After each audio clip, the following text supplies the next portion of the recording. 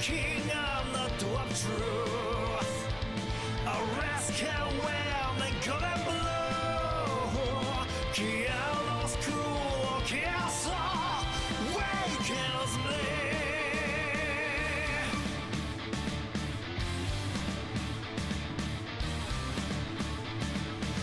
River of destruction, here on my command. River of destruction, again and again. River of destruction, here on my command. River of destruction, again and again. I'll shatter this sky when the last chain breaks. In the ashes and the ruins, will abide to recreate, and this evolution will dawn. Pull my face thrills so strangely naturally. A path crossed the full of flames. Now my power's in your hand. Bright black wings beg to be spread. Fiery red horns and cloven nail. Our frozen over destiny answer liberty.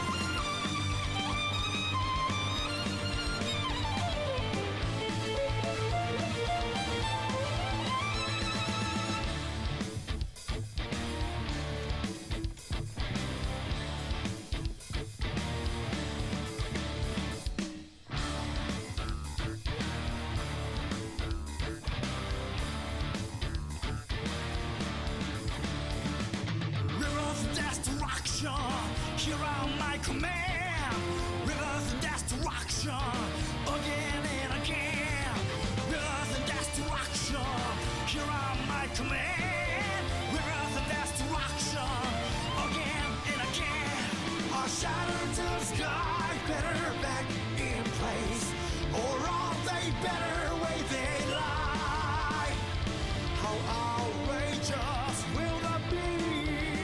Something made me wonder. I'll shatter this sky when the last chain breaks. In the ashes and the ruins, will I buy to recreate, and this evolution will die.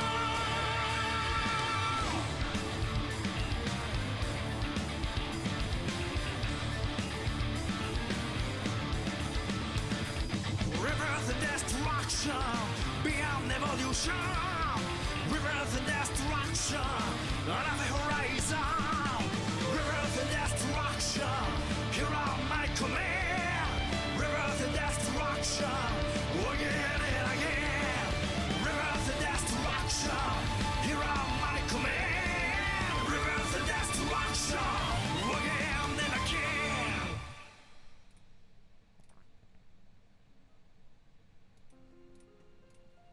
ベリアルだ。今日も良い一日を。 Oh, everyone hears it.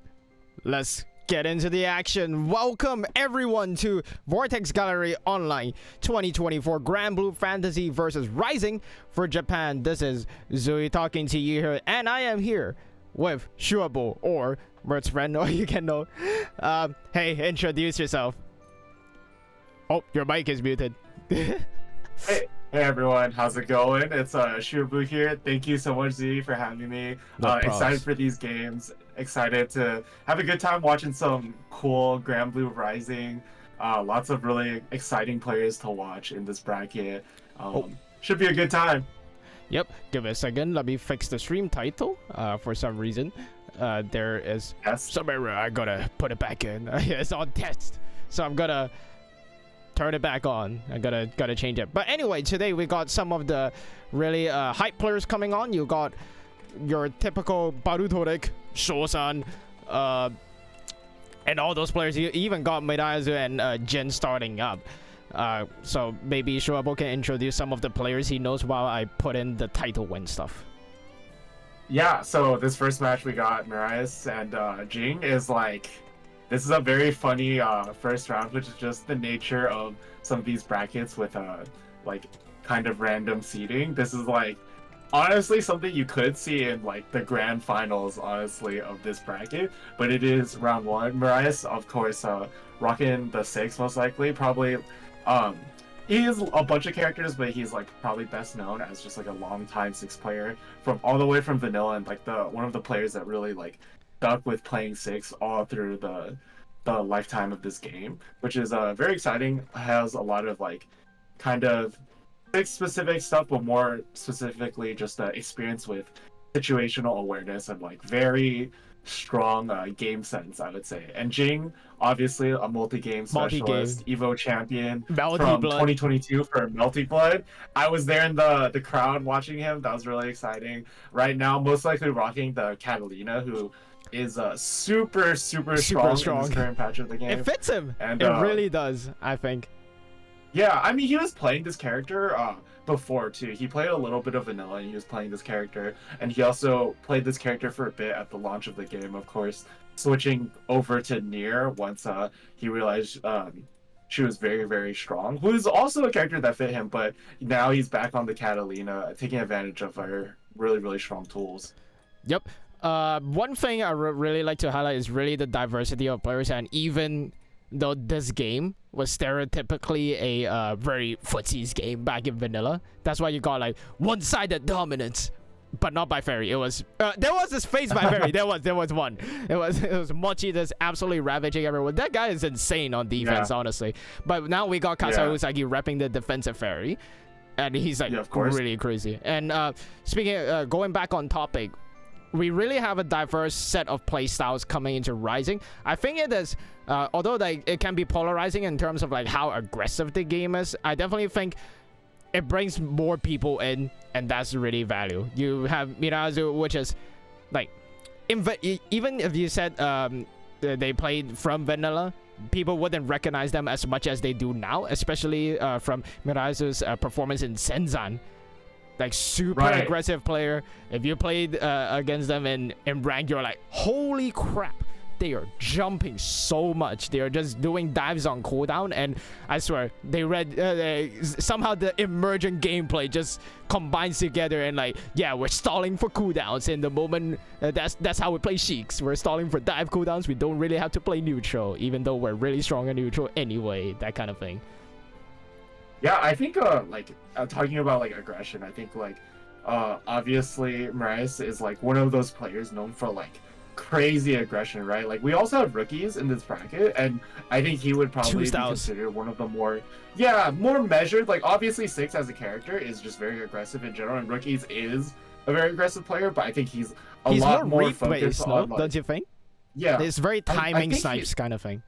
Yeah, I think he's a lot more of like a what you would call like more well-rounded than Mirai's, where like if you like thought about him as like a RPG character sheet, like all of his points are put into offense, right? Yeah. And then the agility kind of offense. And then, like, there's like oh sorry, go. I think there's a lot of like really cool like different playstyles, right? Like you have like Grand, who is like Lucilius player, of course, with like a kind of like very annoying neutral play style with like Backdash. pretty strong like guest based defense, and then you have like Hino Kinobu, who's much more of like a reactive on defense and like very aggressive player, and then you have like a much more like defensive neutral heavy player like Osakana-san. Obviously his character is lending to that, like Beelzebub and Andre. It's just a lot of like really cool players to watch going into this bracket, you know. Yeah, most definitely. I think Osakana-san, notably, he moves with his buttons, and somehow, like, you know how the grappler logic applies, where like you want them going into you is them doing their work for you. He's playing that, but with keep out characters, which is insane, honestly. The way he played against Mirazu and Senzan, and that Senzan set was amazing. If you guys haven't watched that, you better do, because it was Uno in his finest, and I can see even more optimization potential from him. You got performance and stuff, and say hi to the camera, Mr. Cat over there. Sorry, we got a cat over here. I'm house sitting for a friend, babysitting his cat, so you may get some kitty jump scares every once in a while. But yeah, again, for this first match, admittedly, I would say if I have any predictions, it would be on Jing, because I personally think Catalina is a much more stable character compared to Sheik's. And Sheik's, back then, Sheik's had the niche of being the safest character in the game. I don't think you would object that, right? Yeah. Now I think he's definitely a much more volatile character. The lower health and like his toolkit being so explosive, for sure. I definitely think damage is so much and higher, Catalina though. is like super stable, you know? Yeah. The playstyle is like that, but like it's really funny how just the addition of dash out can mean that his backdash doesn't mean he's the safest character in the game anymore. Personally, my designation for the safest character in the game will go to Jita now, funnily enough. Like back then you have Vasaraga, which was really common in with his Soul Forge and those things, and that made Jita actually not that safe, because you had to play against these characters with massive buttons, like Belial with his 4 heavy crush, like obviously 9-frame crushing property with heavy, and you can buffer and cancel into it. Vasaraga getting into his range was scary back then, but now it is like just dash into him, like a very different game, but he has 2 reversals. You're playing pachinko, so it's just some system mechanics changing the entire dynamic of the game. And now if you're aiming for a stable character that you want to learn the game with, I suggest Gran over Jita. Honestly, Jita is kind of hard to pilot really optimally. You want damage in this game. Back then you could like just touch them, keep them in Granblue zone, right now the Granblue zone is like one step further because of that dash out. So you're playing like electrics, right? Like Tekken electrics, both players like at the tipper distance instead of like fencing distance. Right.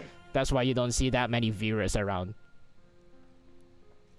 Yeah, definitely like very valid points. I think in terms of like very safe characters, I would also throw in a vote for Jing's character, actually Catalina, right? I think she's a very stable, consistent character, does a lot of damage, has like very good buttons for the game now, especially with the reward that she gets off of them, and very good 6XL, and like uniquely for her, she has a very strong call out for a Brave counter, is very, very common, and being able to shut off that defensive option. Yeah, and it's also like quite safe to use. It can be very hard to punish because timing variations she can mix and stuff. up like, yeah, she can mix up if she goes forward or backwards, if she like does the strike or anything. Like, it's become a tool where it's strong enough that you can even sort of like, use it as like a fake redash pressure kind of thing, which makes her quite strong. I think. I think the scariest part is how good the frame data is on even with the strike, because typically you would think that move that is more committal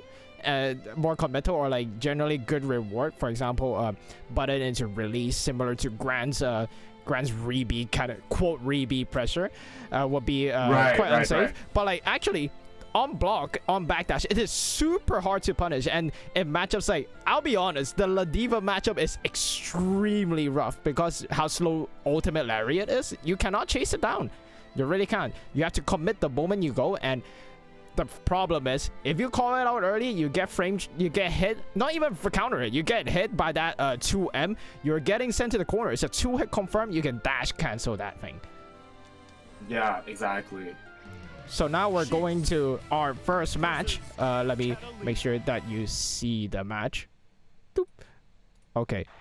So we're going with the usual characters, we got Mirazu on the Sheiks and Catalina for Jing. Early on, you can already see how Mirazu is using a lot of dives, a lot of jumps even, and far wall bounce in the corner. We're not going to see the Meru combo. That was a bit too cool, too early for that. But you can see how he uses the, basically, Akuma Fireball to keep Jing locked in. And great response from Jing already. Yeah, breaking out of the corner, and also now he's changing up the tempo by catching that parry, and it's looking more Jing favored now in neutral again. Yeah, you can see how much damage that throw did to Mirazu just because of that health chain. It's really significant. Even now, Jing is not out of the game because Catalina already had one of the best punish damage in the game. Like, she was the shoulder that did a lot of damage on punishes, and just as I say, yeah, so much damage. Early full combo crouching at the previous match, and look at the health. That's what I was talking about. Catalina's ability to just come back from whatever situation, avoiding the chip damage from the clean tech. Mirazu still has a chance. Oh, great block by Right, this is very scary, right?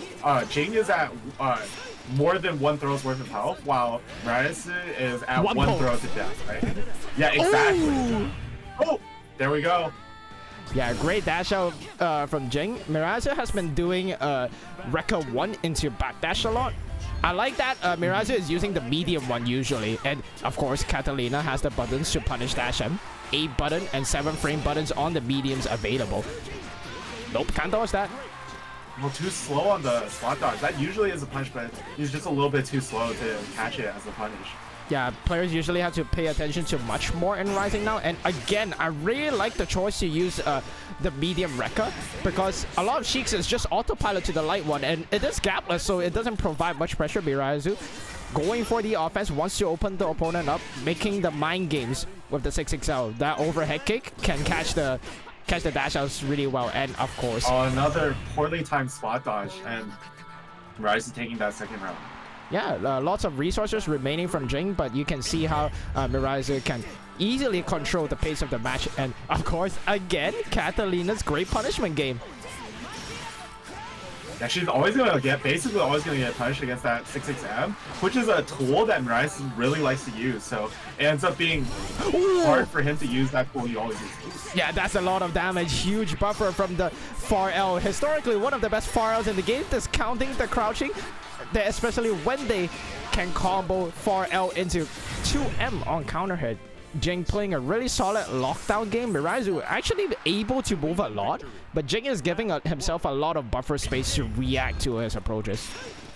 To Sheiks' approaches. Yeah, they're just going straight into the next game. I think Jing not really feeling like he needs to change anything, and Mirazu just wanting to go aggro tempo as hard as possible, right? I think that's good. Like, don't change it up too much. Jing has been looking out for other things, and the bait from the medium Void Claws, 100 meter available as well. But next touch will be very crucial. Small hit only from Jing. Huge conversion, and that's a meaty far light. So much damage. That's a really meaty far light, if I'm not wrong. Combo did that 2M. Ooh, ouch! That Mirazu teching a lot of these throws and Jing recognizing and being like, "Hey, I'm just gonna backdash here." That is very scary though, because 6 has a very good anti-throw move that does beat backdash as well in the jump 2-1-4U. Yeah, you got but Jing was very attentive, changing up the approaches to defense as well. And oh no, the backdash still gets caught by the ultimate Rekka, which is really strong as a whip punish tool. And I really like this approach. Crouch confirmed, but the wrong heavy button. Cooldowns are not gonna be back for a bit. No dive, only the Kiku. Okay, huge damage. You got the new combos from the 4H launch, so you get the 2 hits into the super here. That is so much damage for Sheiks now. It's gonna be a one-hit to throw. I think Jing is gonna be looking for a brave counter here. So let's see if Mirazu is able to fade it out properly. That is Tusa. You can't be doing that. I think it's so very scary, right? Because he tried to spot dodge like twice and he got punished. So he's scared now. He doesn't want to try for the spot dodge, which is the correct response. But it's in punish, so he goes for jump, and then he gets hit instead. Yeah, I think that Mirazio hasn't shown the dive kick yet or the aerial fireball after the dive cancel, so it is especially scary. Jing carrying to the corner, super resources, but he's gonna give himself some of the space, burn the cooldowns, but the backdash once again gets caught by the ultimate Rekka. Super strong, and Apollo Jing late to the dodge once again, and now he's stuck in the corner. Oh, this is rough. Yeah, Rise is just like using all of his resources to keep Jing locked down, right? What a whip punish though! You can see that crouch combo once again. One button means scaling is at a minimum, and 30% already. Make that one touch. It's very scary. Oh, uses that medium to change up the timing. One brave counter left for Jing, and what a fuzzy mash. Yeah, that's huge, right? Because even if he gets hit there, he's not gonna die. So it's a very like calculated mash out right there. Yeah, just what we expected from Jing, honestly, because plays that really stable, really calculated play style. Compared to some of the players now, I would say that there are different categories for defensive options in Rising. You have players like Gamera and Kazausagi, who are quite I wouldn't say they're like really mashy, but they mash quite hard, like as a defensive option. But that's not a bad thing in Rising. That is quite a good quality to have, and mashing. And I think we're going actually into our next game here with Kikuchi versus Reto. Yeah, more. And so this is Kikuchi on the Zoe, and Zoe on the Belial now. Yeah, more net play. If you play net play in the Asian region, you tend to see Kikuchi a lot. The Ping Zoe tends to play quite aggressively, and I really like that small detail of Zoe's what do you call that, simple input. Oh, committed a bit too hard, but I was gonna do a lot of damage. But again, simple input fireball is something that people don't do enough, in my opinion. Not having that small crouch Q is a huge deal in Rising, especially if you see the winners. They don't use motion inputs that as much as you think. Oh, and the brave counter gets caught. Yeah, Belial really strong, and catching brave counters has both really good projectile and button base Oki. And there's some of the inconsistency from Zoe. Still gets a combo though and refills the Dragon Gauge. Oh, a lot of backdash is a little scary if you ask me. Like, that amount of movement against Belial is quite committal, and remember, backdashes do not have invulnerability in this game. I think the range at which Kikuchi is doing it though is like very, very smart, right? Because it's a range where it's very hard for Reto to actually get anything done, right? Right there, he's like dancing right outside of the range, so he does get that 6XL. But Kikuchi doing a very good job of playing like just outside that range and barely misspacing right there. Yeah, the problem is that move that Reto just did, that ultimate fireball, anti-airs catches backdashes really well because of the flash. And great timing on the dodge, uses the frame advantage. Play Granblue Rising with the brave counter. Lots of resources to play with, and remember, Zoe's super is a clean hit no matter the range. One counter poke, one buffer can just end it there. But Reto gets counter poked by 6XL anyway.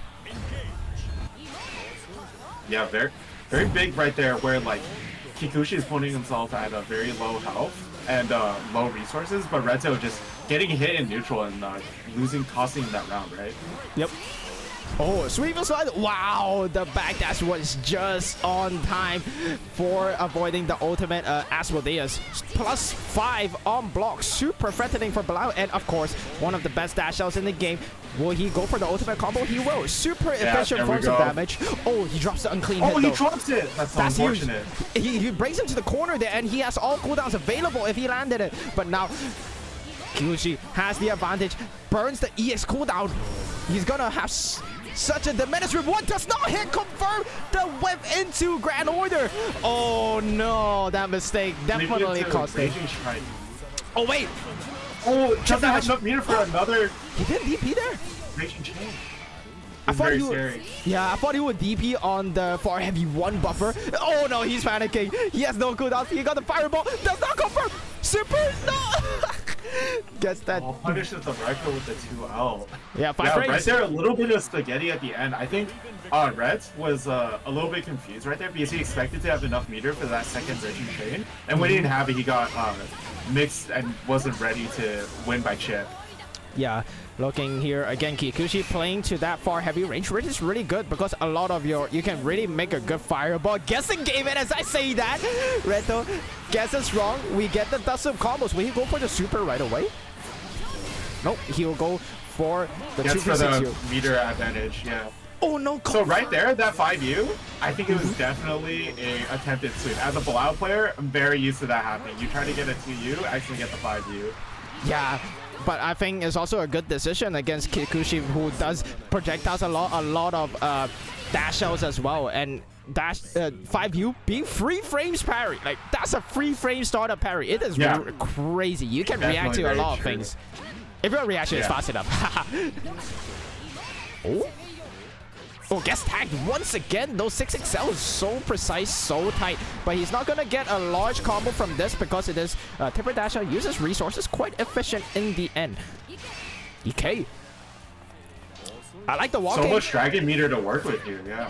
Yeah, but I really like Reto's choice to walk. Look at that distance. He just avoided the dash out, but Kikuchi playing more aggressive now, using the 2M buffer definitely there, but he will get counterpulled because some of the more offensive players tend to press after their medium buttons, and in this game, medium buttons after whiff, they have pretty good whiff properties.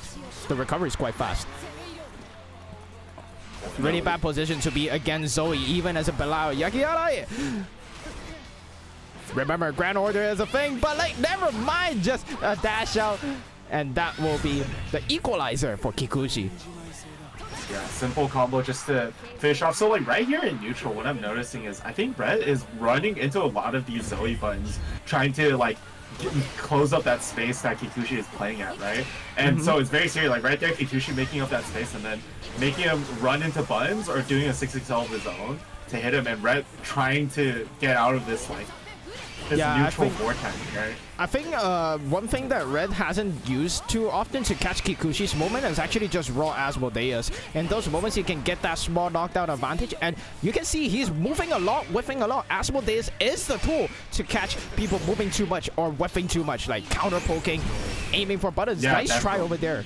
Oh, he tries it there but gets hit by the fireball. Yeah, it's a bit too little, too late if you ask me. The game state is just not too good. Kikuchi has all the resources. The moment he sees a fireball or an aerial approach, he can just use the ultimate fireball to smack him out. Buffer button incoming. Get the incoming. punish on the 5U. That was a very scary parry to do, but Kikuchi messed up and caused him to get punished. Yeah, nice choice to use the ultimate fireball there. Long awaited, actually. Like, we haven't seen that successfully hit as a counter poke, but finally we do. Vary the timing, deep dash L, and that should be the round for Reto. Lots of damage from Belial. Never seen that. Never seen this combo not clean hit before.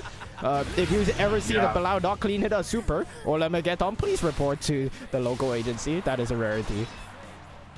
Yeah, report it as a bug to Saigans for sure. And then they clean it. How is that possible? Okay, once again, forward movement. Once again. Oh, finally! Here we go. The raw Asmodeus, but this will be a punish, not thrown to the corner. And that's very interesting, getting the micro dash throw right there as the preferred punish instead of a button into other special. I think looking for that better Oki, right? Yeah, but the problem is he threw him back to mid screen, as you can see. So he is stuck in the corner right now. Plus 30 something, lots to work with, and here we go. The whip punish from the dash. Huge whip punish. Brave counter incoming. No, he chooses to mash, and I think this will be enough if he used the ultimate fireball. So this might be a little tight.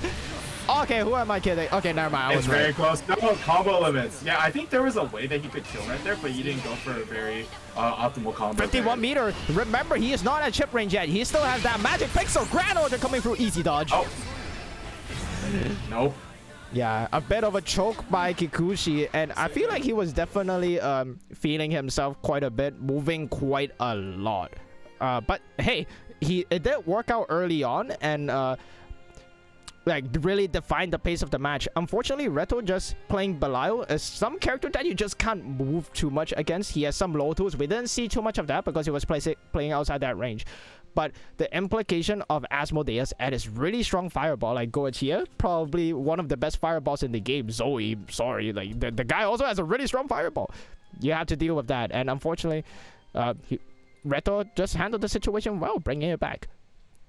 Yeah, I think so. I think the major micro adjustment that helped Reto take the set was he was running into a lot of Zoe's pokes and that sort of like range just outside of 6XL. So he microspaced him like just outside of it, and he started whiffing a lot of far mediums and kind of like throwing out preemptive like run forward, throw out an early poke to try to beat that, and it kind of made Kikuchi kind of hesitate on throwing out more buns in neutral, and then it allowed him to get closer. And then once he got close, he was really good at varying up his timings, like doing that delay 6XL to catch fuzzy mash, or to catch someone doing a delay option, reacting to doing that deep dash.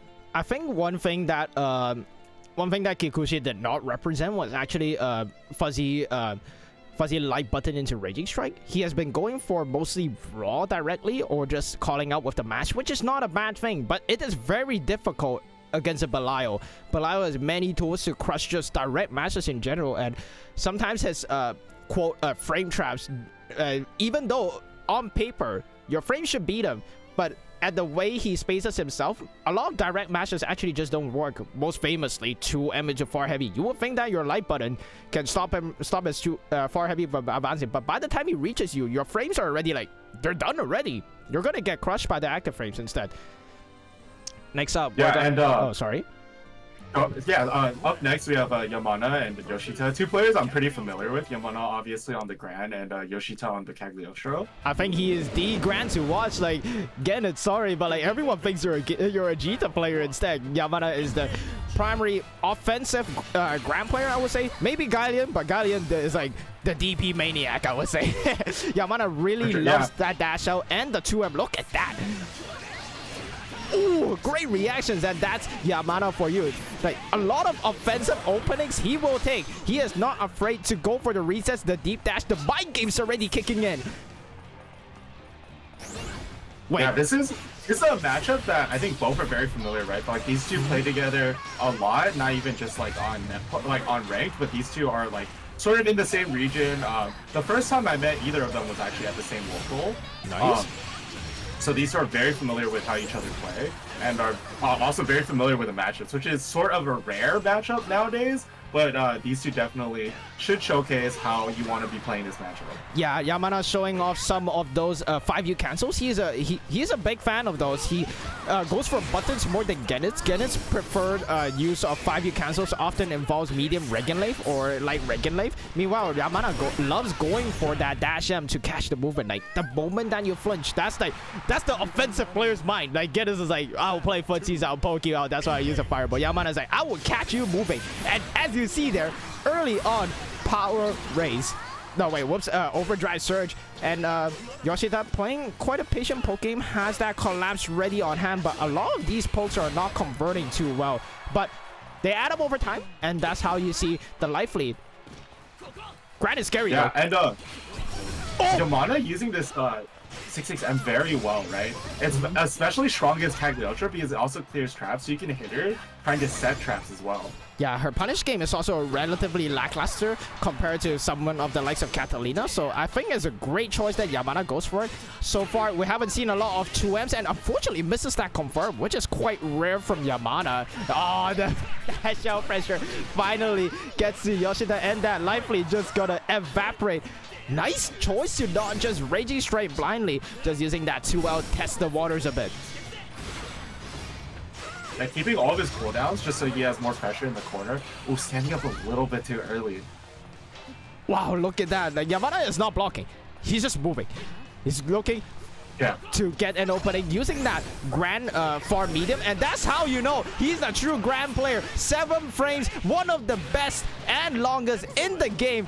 And of course, here confirms into the ultimate boot, calls out the fuzzy mash, and Yamana gets the first one. That's a very popular thing to do with Jita. Not as much seen on Grand, but with the recent buffs to the Fireball, definitely a very powerful option to use in that situation. In your opinion, what would Yoshida lie on the spectrum of Cagliostro players? Like, PvP and AoE are like the defensive philosophy of Cags, and like the more Western ones are like the offensive end. How would you rate Yoshida? I think Yoshida is like pretty well rounded. I don't know if I could say that Yoshida leans towards offense or defense particularly. Like I think he is sort of like a mix of like offense and defense. I think that Yoshida definitely has like strong understanding of like setups and like tools to use in neutral, right? Like he really likes to use the air ultimate trap, just not even as like an air assault, but sort of as like a mid-range poke, like sort of like, hey, I'm gonna do a very low jump and then use it, trying to catch you pressing the button. Ooh. Yeah, and but that's when just getting the counter hit right there. And that's the him. Yamana signature. Like just suddenly, the thing is, Yoshida was the one pushing buttons the entire time, like keeping him at bay. But Yamana just suddenly, magically materializes a timing where Yoshida is just gonna sit and watch it, and Yoshida's like, oh crap, it's too late already. I get hit by that counter hit to him. I'm dead in the corner. Push to the trap with the collapse. Great choice, but. Okay, Yamana fuzzy mashing, so with the light button, wait a second, that air counter hit is gonna push him. Amazing awareness to do that link right there. Yeah, look at that health disappearing too. Yamana must love that damage, and I'm expecting to see a far end with punish over here. Look at that spacing, he's just begging for it. Oh, catches the jump. Watch out for combo limit. Tempesta Blade. Ending it early. Gets that diamond back, and he's in such a scary position right now. Calls out the break counter. We saw it on Twitter. Thinking that Yoshida's gonna do something, yeah. And Yamana taking it very, very handily. Yeah, the offense was just a bit too much for Yoshida to handle. I think Yoshida, being a very timing-focused player, will tend to have a little trouble against players like Yamana, who really plays with the delay mind games. As you said, yes. I like how Yoshida plays a more basic, more rounded game. Like when you get the typical advantage, you push it. If you're on defense, you look for an opening. That kind of just typical standard play style. But Yamana does not play by the books. He will really opt to lean into the damage that Gran has, and I think this game does a really good job of differentiating Gran from Jita. Back then, like, he was just overshadowed, maybe except the 5U. 5U was an extra button, one of the best buttons in the game, honestly, in my opinion. I think it's criminally underrated as a premier counter hit tool. In this game, Gran has the damage, Jita's damage got toned down, so like both characters have a significantly different niche. Yeah, definitely. I think one of the things that Gran excels at, that I also think that Yamana does very well, is converting off of stray hits. And like, he has amazing awareness. Like right there, that combo where he got the air-to-air hit into the Link ultimate boot for that meter refund and just that pickup was very, very awesome to see. Like, I think normally most players would land and go for a close heavy, but Yamana just like milking out a bit more damage, better Oki, and like just better overall awareness of the situation that I think most people would do in that situation. Yeah, one thing I really like from Yamana is that he does not just go for the typical safe jab stuff, and I think the Japanese players are actually quite good at that in general. They don't go for direct Oki a lot. They focus a lot on timing, and they do value that much more, like positioning and timing. Right now, we're seeing a relatively uncommon character for Susia, in my opinion, still very underdeveloped. Osakana-san played her for a while, and the philosophy is to just sling EX moves all around, which is quite valid. Versusia has really awkward defense at times, but the reward from said defense is good. You got 7-frame buttons that go into auto combos and such, but again, you're fighting Sheiks, one of the fastest characters in the game, as one of the slowest characters in the game, if not the slowest. And not just any 6, this is Rookie 6, right? Considered to be basically the 6 to watch, right? Like the standard this overwhelming offense. Yeah, and the standard offense is so scary to deal with as Versusia with this slow frame data, no meterless reversal. Like, Zenopie is already stuck inside of the corner on the back foot. Oh, barely has over 50 meter. And it's a really comfortable super. 1 BC, 2 hits. And back then you could not do that combo. It is because of that wall bounce change to his record that you can get that enhances the damage so much. Look at that, Rookies barely took a scratch. Zetafy could not get a single EX move out. There's no chip damage. Like normally you would be playing for chip damage and movement catch, but look at that, Rookies is just going in. Finally, 1 catch. This is actually quite scary for Rookies because 1 button equals your health just absolutely evaporating, but that fuzzy throw, 4 frame, massive range. And Versusia's Wasi is so slow, so right there, on another character that might have been a shimmy out of range, but the reversal throw just catches him because of how slow Versusia was. And I think that jumping really shows how much of an impact character size has. Granblue is quite a standard game, all things considered, but in this matchup, you do really see the importance of playing around hitboxes. Look at that Versusia. Oh, wait, that's a really cool conversion. Celestial Dominion does not link into the to the 2-1-4, unfortunately, the Samsara. And Rookie still doesn't get that bounce from the 2M, but baits the throw anyway. Lots of damage to offer. That's the Rekka here. Oh, goes for a normal Rekka link right there. Wow. That mind game was crazy. That is so smoothly implemented in there. He knew that the Rekka Fame will be caught eventually, so he just accounted for the ultimate Samsara. Wow, that was an immediate inference from Rookies.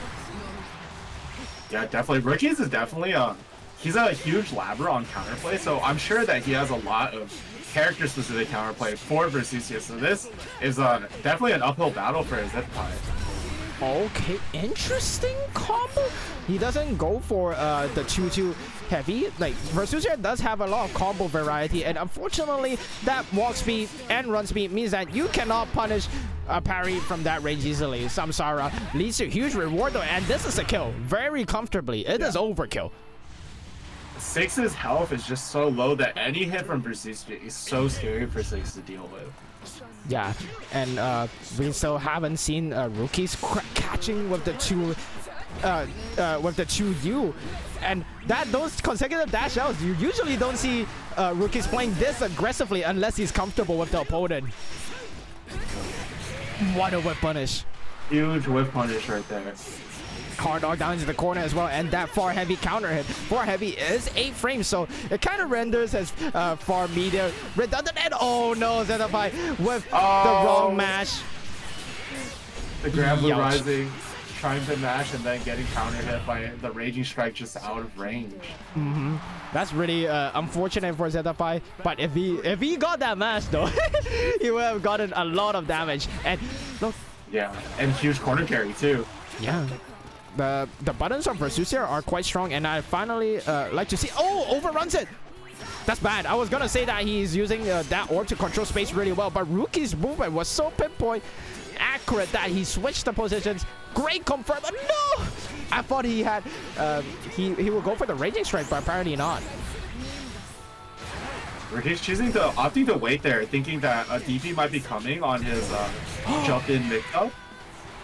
Yeah, getting that Rekka for a huge knockdown and gets a side swap. That's definitely something that he did on purpose that was not being expected by Zetafy.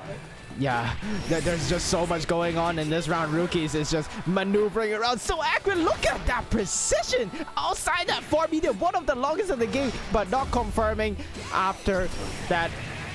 Oh wow, great awareness. Okay, I have to applaud him for that. I didn't know that 6 was able to punish right there, so that's an example of like Ricky's like labbing skill, right? Like that's definitely something that Ricky's labbed out. How can I punish this move when they cancel into the 5U ender off of the punishable move? Can I still make it punishable? And he was able to, which usually that's the ender that you do to make that special save. Yeah, so that one is really like I feel like his way of labbing is also on the practical camp of labbing, which is great. A lot of players, especially the newer ones, think that labbing is like a really daunting thing, right? Like you have to be super technical, but how I approached it even at the start was on real match situations, and I think Rookies really exemplifies the reward of labbing practical situations. You can consult Meru for the really nerdy cool punishes. He can actually pull it off. Sorry, I'm not that technical though. Yeah, I mean, I think Rookie's definitely a guy that likes his Neta combos as well, but definitely his priority when labbing is getting that how do I beat this specific move? This move is so annoying. I want to destroy it. I want to make it so that whenever someone uses this move, they regret using it for the rest of their lives, right? Yeah, like beat the main I out always of like them, you know? seeing, yeah, I always like seeing him using specific M parry counterplay off against certain moves, and then getting like a custom like jump in punish against a lot of special moves like that. That's something that I think Rookies is very well known for, and super hyper aware of those situations as well. I think it's notably famous in the Andre counterplay, right? For the M parry stuff. Yeah. And Andre is not a common character. You just didn't want to deal with that kind of thing. For sure, yeah. There's like some specific stuff that like very few players are aware of. Like for example, I think even in this game, I think 6 does beat Andre, but it's a matchup where Andre beats 6 unless the 6th player knows the matchup very well. I think Ricky's is one of the players that is good at that matchup, right? So he knows that specifically to punish the beat driver move, you have to do M parry held. Or sorry, you have to do light parry held to for the close the distance. Yeah. And then you get a throw punish against Beak Driver. If you do a heavy parry, it's actually too slow, and you don't get a true punish against the Beak Driver when you do the dash in. You are plus, but you know, obviously you want it's the light not a parry punish. for Like that's the the difference. guaranteed throw punish. Yeah, exactly. And that's something that like very few players are aware of, but something that I'm sure that Rookies knows because it's a very character-specific counterplay, which is something he definitely excels at. Rookies is definitely a player that likes to lab a lot, also plays a lot, but he just is that type of player that encounters something in the game or sees something occurring in the game and goes, hey, I want to know how do I beat this in training mode. Yeah, I really like that about I really like how his playstyle is quite variable as well, and he's actually quite humble in his own sheiks in the multiple interviews we've had with him, because he does know that he's not, if there's an offensive sheiks to look at, it's Ren, because Ren is like the guy who pulls out the optimals when it counts. As you can see in his Evo runs, man, he's doing those micro dash combos. Like I'm like, Jesus Christ! Like the difference in conversions are so big because you enable that close heavy, and that carries your momentum all the way through. And close heavy is 2 hits. Next up, we have a very exciting matchup. Of course, Shosan, very prolific player, probably one of the most well-known players if you ask me, for Granblue. Very passionate about the game, and I think he embodies the true fuse-based player in the game. I think personally, my opinion is that is even more than Miraizu. He really is one with Zeta. Yeah, definitely, and you know, he's the type of player that is like loves his character. This is his waifu, right? And that's a huge bonding. And then he's playing against Kino on the Matera. I believe, yeah, that's Kino on the Matera. Look at that! Evo Japan top 6. Ooh, gets that instant throw bait, and the tempo is already in Shosan's favor. By the way, Kino is not even like an occasional top player. He frequents that position on characters that such as Betera. But look at that, Shosan taking the momentum right away. He is not hesitant to just push the advantage early on. First to 2 strategy, he definitely knows it well. But great awareness on the dodge, and Kino on a pinch here. And one thing Shosan does really well is use that infinite wonders really well. That's a guaranteed punish now, and a hard knockdown. It's too high on the dive kick, yeah. Oh, look at that. Kaisuke. Sokone! Like, it's just so nice how he uses infinite wonders, especially in this matchup, because Metera is a projectile character. Using a laser is really valuable, and he has the ultimate infinite wonders to play around too. What a jump as well! That guy is soaring through the skies. Oh, yeah. Jesus. Shosan doing a lot of, he's doing so well getting in, right? He's doing a lot of jumps, a lot of deep dashes, just calling out exactly what Kino is not looking for in the moment. Yeah, and you gotta be careful of the new 5U on counter hit. It does launch at the corner, and the juggles are so much different now. Kino super aware of the potential Rhapsody. Oh no, not Rhapsody, Infinite Wonder. So he just uses his own ultimate skill right away, spending so much trying to get him to 1-touch range, I guess. Chip damage. Oh, I think he was hoping he could kill, and just barely missed. Wait, he can get the super. He has 0 PP. Yeah. He has 0 PP. He has 0 Serious? PP. Is it gonna kill? Oh no. 1 health. Reversal Go live. available. And oh god, the pogo stick. Save in vanilla, save in rising. What a threatening Okizemetu. Empty land throw. Just so scary to do. On the fuzzy timing as well. That's how you get the throw counter. Exactly. Look at that. He's playing so aggressively. Shosan never scared. He's like, I'm gonna 6 as hell. You're not gonna counter poke this one right here. Oh, tries to bait again. I really like Kino's proactiveness there because he had the health to play with Shosan, even though he was one hit away from getting super. And the patience to not fuzzy mash on Shosan. Using those projectiles to trade, but you can't really act like Sagat in this matchup because Zeta, again, has a laser projectile to worry about. Does not react to the Zephyr. Shosan probably tried to initiate and move himself. That's why he got caught by the offensive movement there. Great dodge. What I really love seeing here is Kino's choices on defense. So like choosing to opt for fuzzy mash and then fuzzy mashing with that close medium to catch the dive kick as a grenade, and then doing the jump back arrow to catch throw. Barely misses on the ultimate fireball.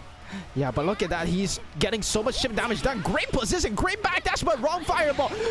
Going for the aerial options. That's a chip damage. Oh, great awareness. Yeah, if there's one thing that Shosan is usually, like, if there's one key point that he loses on is Rhapsody. But if there's one key point he wins on, it's also Rhapsody. He really feels that move. Exactly. But I think Kino has been super aware and really resource conservative in his approach to the matchup. Oh, yeah, no. Something I just noticed from Kino's usage of it is that the high shot is actually going over Infinite Wonders and trading, which is advantageous for Matera because he gets that knockdown from it. And he even gets that. Oh, wow. Catches Shosan not aware of the movement. And look at that positioning. Nah, that jump was suicidal. It was quite over there. Matera, medium button, excels at that kind of anti-air. Yeah, I think Shosan was looking to make Kino think that he's gonna ultimate dive kick and try to greed that get in, but Kino just had the health to really work with over there. Oh wow, that again, it's the thing you mentioned about the high shot and the trade. Oh no, wow, Shosan making Kino guess about those R-Vesses. Man, that is just so scary to deal with, and somehow he gets tagged by the backwards Zephyr. Punish. Yeah, the jump back air shot again as a fuzzy option. Kino just using all the defensive options available to him. The awareness! And Look at getting that the ultimate fireball. Careful though, Shosan does have... very scary to use. Oh. Yeah, he has ultimate infinite wonders, but what an anti-air! He just went for it against Shosan with full meter. Remember, Zeta has an aerial super if I'm not wrong. Yeah, definitely, but I think Kino just doing very well dealing with all these options for sure. And great conversion by Shosan once again. All of these pickups, you don't see him missing on those. Scary. Oh, he's going for so many more throws now and tries to get the counter hit. Rhapsody flip, of which leads to a full combo and potentially finishing off the round. Switches the position with Kino, and once again the aerial Zephyr shot pushes him to the corner. Shosan is trying to super jump away, but he's trapped. The awareness, the reaction. One more setup. That's it. 50 meter available. Oh no, that's the counter hit. The counter flip. He's dead here. He'll do so much damage. Arvis! Wow, the clutch factor of Shosan, you can't take it out of him. He's literally Zeta. That Arvis doing so much damage with all of that meter, but Kino doing so well at calling out different options and using specific defensive tools very, very well. Yeah, and I thought Shosan would go for the 2 heavy there because he really likes to use a 2H as a call out for delay mash options or also fuzzy jump. Surprised that he went for the close heavy there, but it does give him more options, and that leads him to his combo. Will he spend super here? He does. Put him as a Daibu. Look at that! Wants to take away that BP. We're on one beautiful play. Oh, the cheeky raging strike, and Kino is dead. He was doing so well, Kino. On the defense, he's been one thing I would like to point out once again is the choice to go in with Zephyr at times. If there's one timing catch in the in the round he won was definitely shooting fireballs, and instead of setting up, which led to Shosan winning the first round, he went for a Zephyr. He also went for a Dash L at one time, and Dash L for Batera is actually quite good if you ask me. Yeah, definitely. I think Shosan, I think so. The crazy thing, right, is like Kino's defense so strong and Shosan's offense so strong. Shosan always getting in on that neutral and getting his offensive hit is just so scary.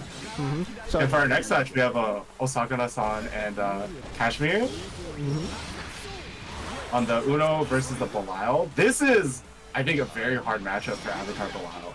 yeah, Avatar Belial. The thing is, Uno does really good damage for what he does, in my opinion, and he has really good long range anti-airs. And just anti-airs in general, as you said, the B driver before, you got the parries, and you literally can't play a careless fireball game against him. Remember, a lot of people put Uno as a zoner. That's a huge misconception. He is an anti-zoner. Like, I would like to make that distinction very clear. But look at that damage. That's gonna come out. Wall bounce conversion. That is not the right one. Meru would get really mad at you for that. But tosses him to the corner. Unfortunate drop. It could have set up a one-touch kill, but instead sets up a one-touch death. Yeah, it's really it really counts on you to not drop those combos, and I love that JL playing that aggressive Uno that no one expects. And look at those that button range, really cannot underestimate that. And the dash out on that spear shot baits it out. Ooh, that is not quite the DP timing that you want. My friend. Yeah. Oh no, that's such a huge life deficit, and he doesn't exactly have the resources to come back with. Okay, that's a small opening that you might want, but look at that health spent.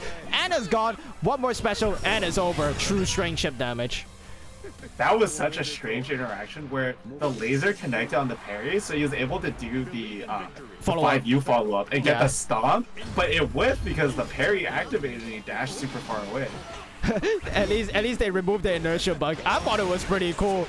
And one thing Osakana-san does really well, other than that dive kick, is to use that spin really well. That I forgot the move. God damn it! Like, but he does really well in using it to negate projectiles, anti-air, counter poke, and he uses that as like a buffer window for his reactions. Now he has got him locked down. He will go for the spear and good use of the float. Oh, the chip damage! Right there. Yeah. This is so much shift damage and Avatar Belial. Oh, he did not go for it. Nah. Doing command grab is so scary against Uno just because of that instant air dive kick, right? Yeah. It's so scary. Oh, he actually gets it this time, but because it's not EX, Wrong he does not get the reaction. property. He does not get the bounce property, which was added in the new patch. Makes him really funny with the combos. Osakana-san changing up with the pace and uses the medium parry, which is also a combo tool now. And look at that. What I mentioned earlier, using the spin, reacts with the shot into the full conversion to the corner. This is looking like the end for Kashmir. And here you go. 2-0 for the Senza winner. Yeah, Uno just so hard to deal with in this matchup because Avatar Belial is a character that really relies on those fireballs in neutral, but Uno is not a character you can really throw fireballs against. No, definitely And not. he has very strong answers against the float. Just like, for example, if he does Spiral Spear against the laser, he'll actually negate the laser, and then you can do a follow-up to get under him and punish him. So it's very, very scary. Or he also has that instant dive kick against the command grab to get out of that danger zone and get a combo of his own. I think one thing I'd like to add, this is less on like the counterplay matchup part, but more on how Uno is played in general.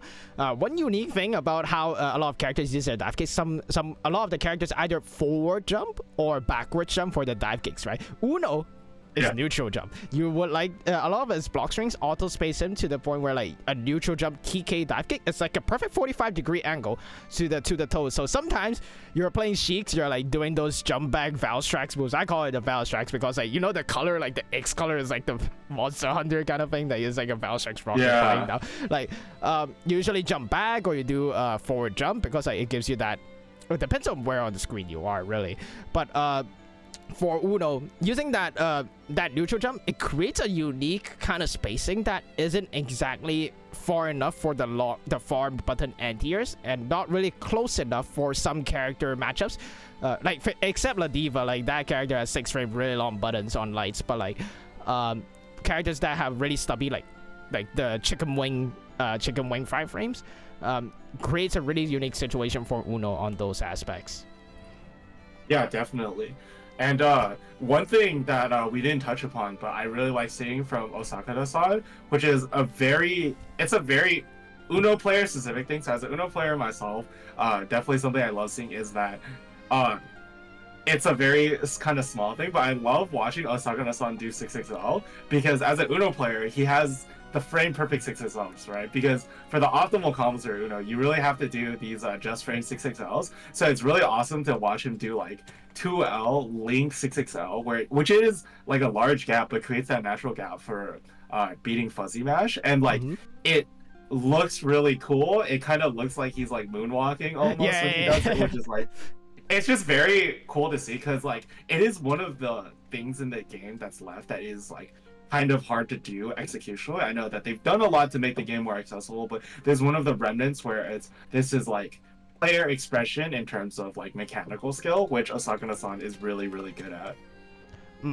Yeah, I feel like he is also really good at changing the pace in general. If there's one thing that he's really good at, is definitely that. You can see that he was doing dash. I was like, zoners nowadays were doing dash. I was like, oh Jesus, man, what's happening?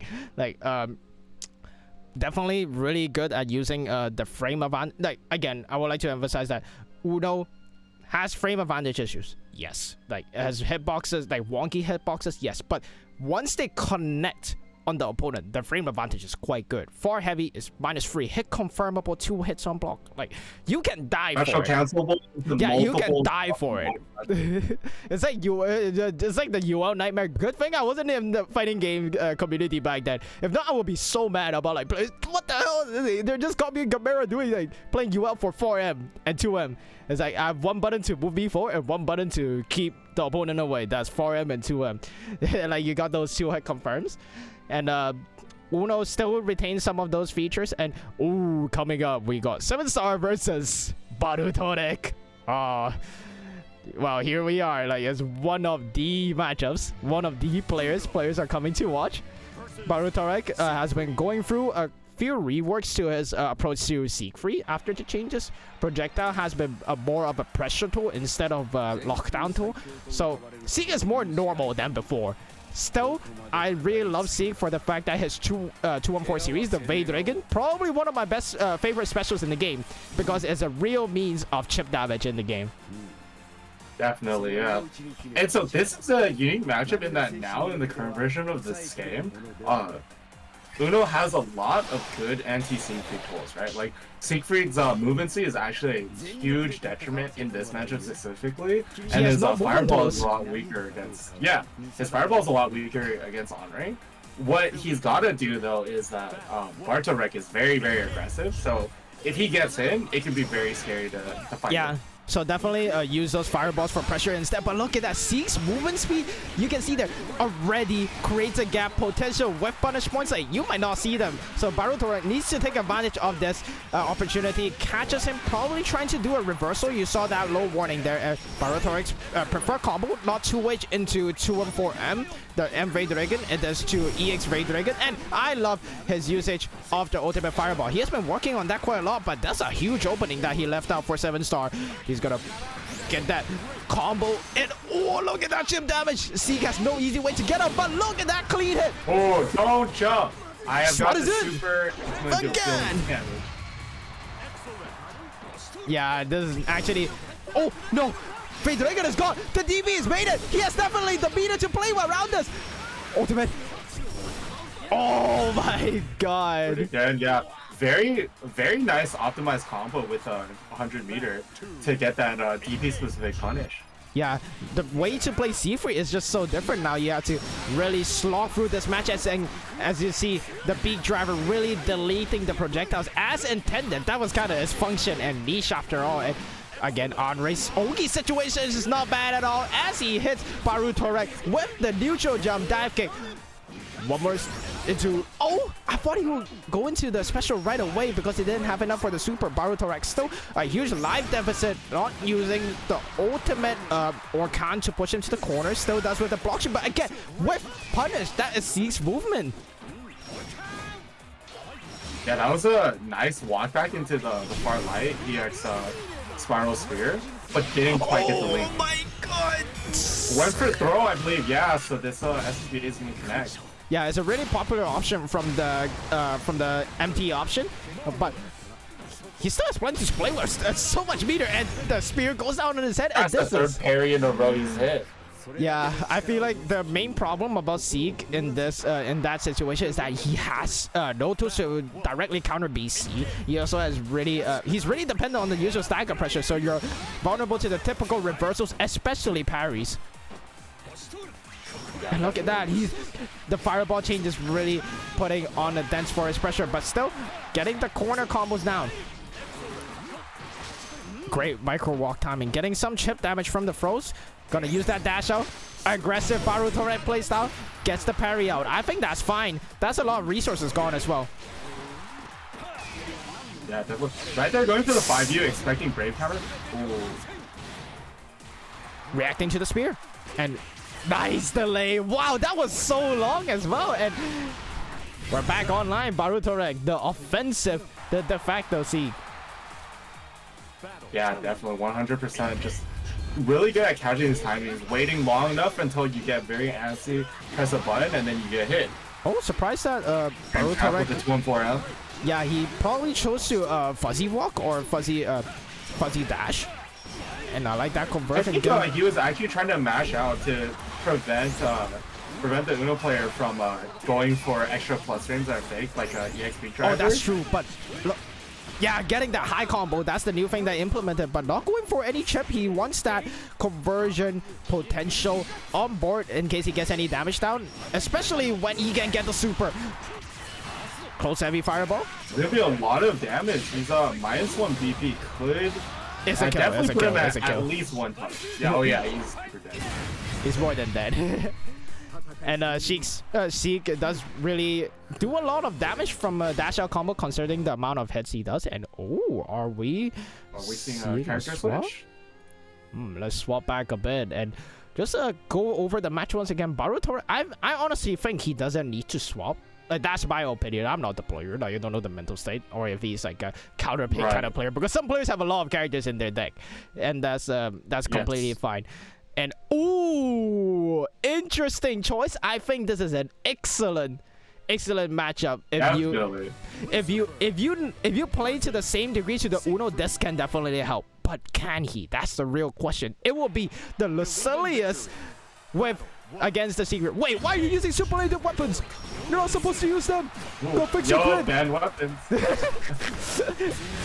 All right, early on, getting them stacks and the fuzzy mash already. The way you play Lucilius, you have to play the normal game again. And I'm pretty sure Barutorex is very, very familiar against that kind of character. You don't have the all-ball factor of Andre anymore. Don't have the clunkiness that you have to deal with beat driver or parries. And oh no, the confirm into the ultimate Orkan. We go for chip damage. No, safe jumps. Yikes. Plus 12. Yeah, he hasn't even gotten his stocks up yet, and Barutorex just using up his resources. Oh no. Very clean round from Barutorex. I kind of wish that Narushi stayed on the Uno there, because I thought it was doing very well with just some small adjustments. Yeah, I think it's more of Barutorex catching timings instead of the character choice or him having troubles on the character in the first place. Now that he's on the Lucilius, he has to contest a standard versus standard, somewhat like gameplay against Barutorex, and guy is comfortable with that, and you can't be missing those 2M counter hits. Reacts to the dive, throw in the corner, 2 PP remaining. If you get hit there, you're dead. Yeah, next hit is gonna kill. Is that close enough for animation? No, it's not. It's definitely not. That's an easy input, yeah. Oh no! I think Orkan! Oh nah. You are dead, my friend. I think the character swap was not the play, honestly. Yeah, I really wish that he stayed on Uno, because I don't think there was any issue with the character. There was nothing that the character could I think he was doing well, I think if the anything. player could have won too. Yeah. I think with just some minor adjustments, it would have been good. It was a very dangerous character swap that didn't really pay off.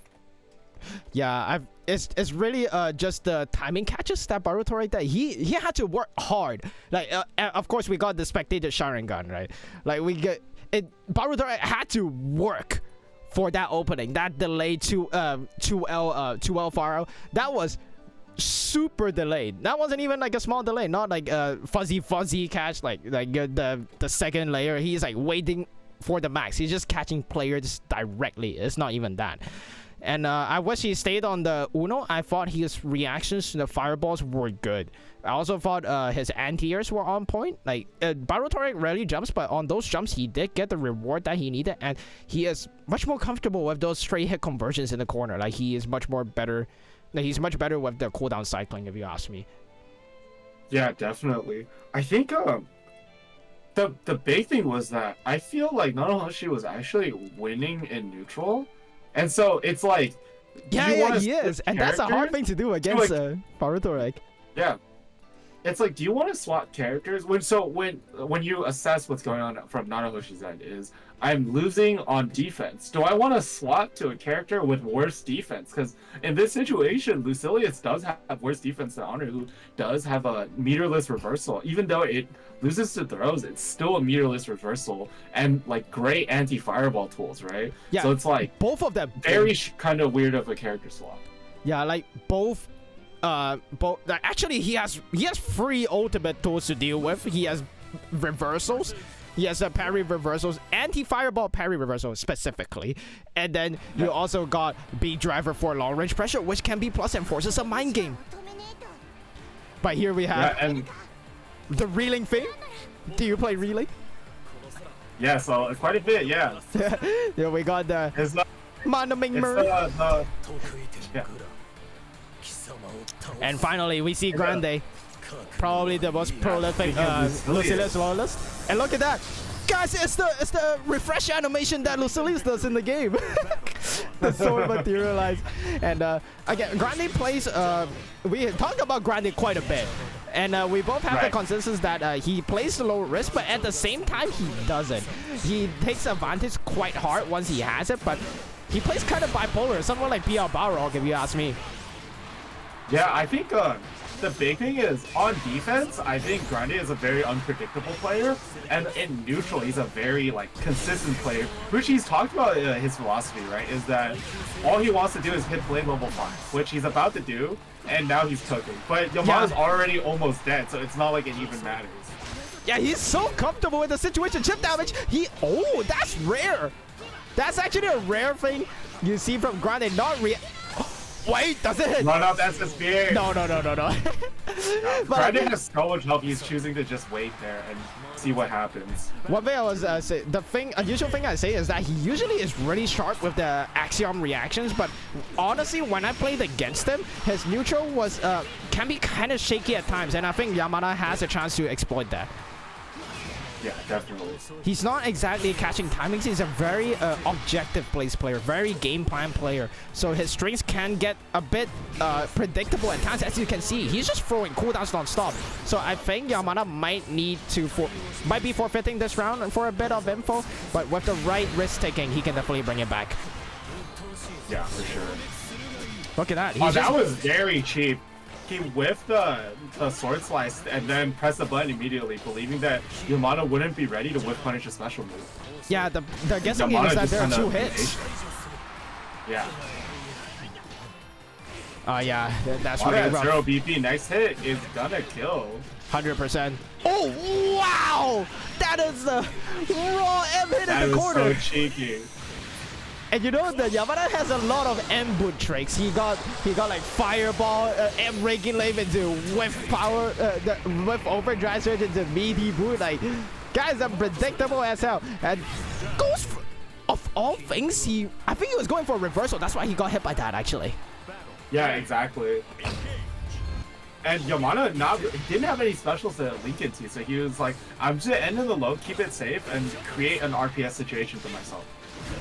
Oh, that counter hit! No, now using the and that's plus. Grande, you can't move there. Grande's plus. You gotta know that has been in vanilla since forever. And look at that power race. Gets bonked in the head though. Dope. Doesn't quite get the anti-air there, which is uncharacteristic of Yamada. Usually, he's very ready for that kind of situation.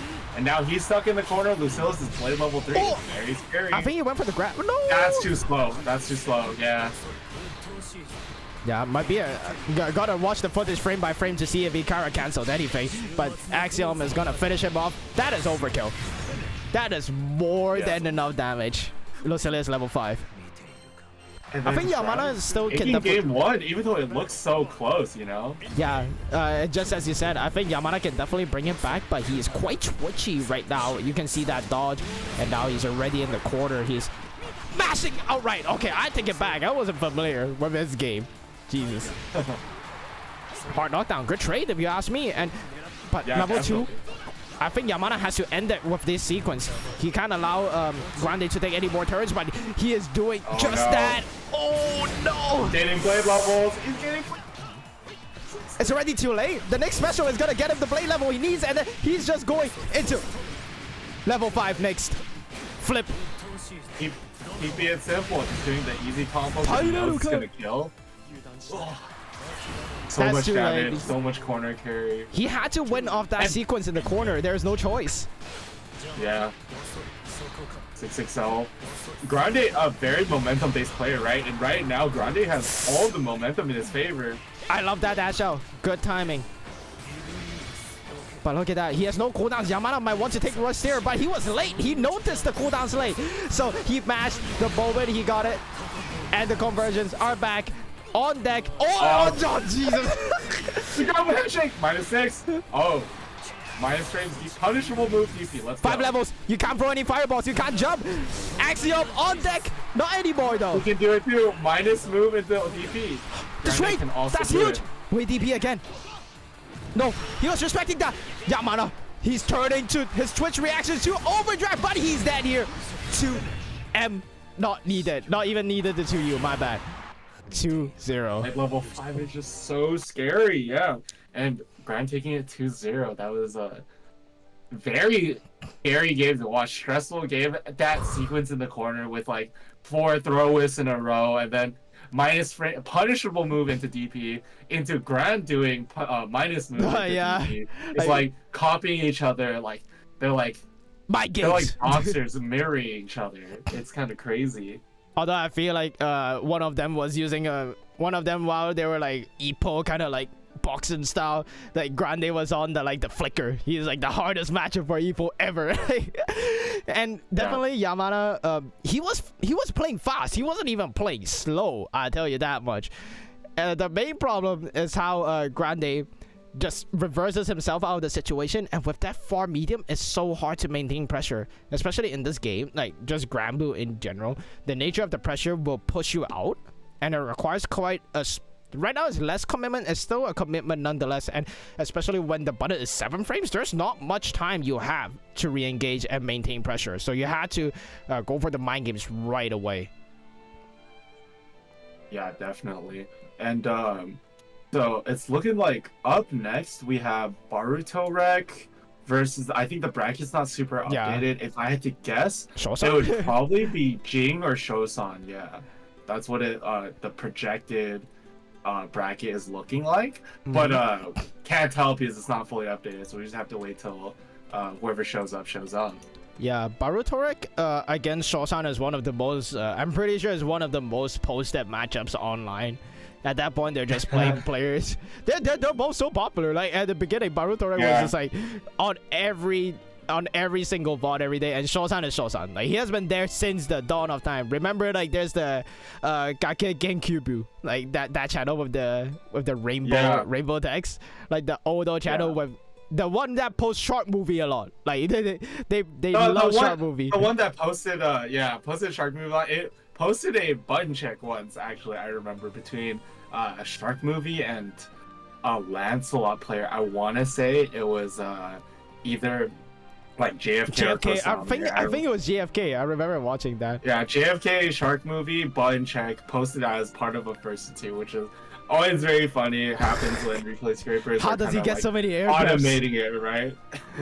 I feel like Shark Movie's jumps are just magical somehow. He has really good. I think you mentioned that he has really good grappler fundamentals. Although I would say he is more like a brawler, like kind of type. Because grappler fundamentals to me is more of the Itazan kind of thing. So like, what do you call that? So I would say Osakana is not Osakana. Like Shark Movie is generally just really good at navigating with big bodies, I would say.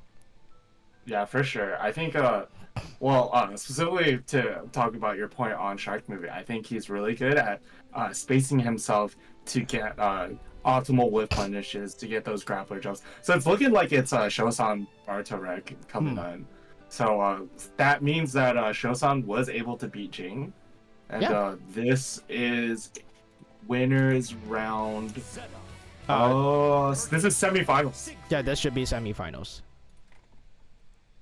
And remind me if, just because I'm not sure here, do we have a losers bracket here, or is this a We do have a losers bracket. They will, if we have time, we'll be streaming those later. And here, we're very comfortable.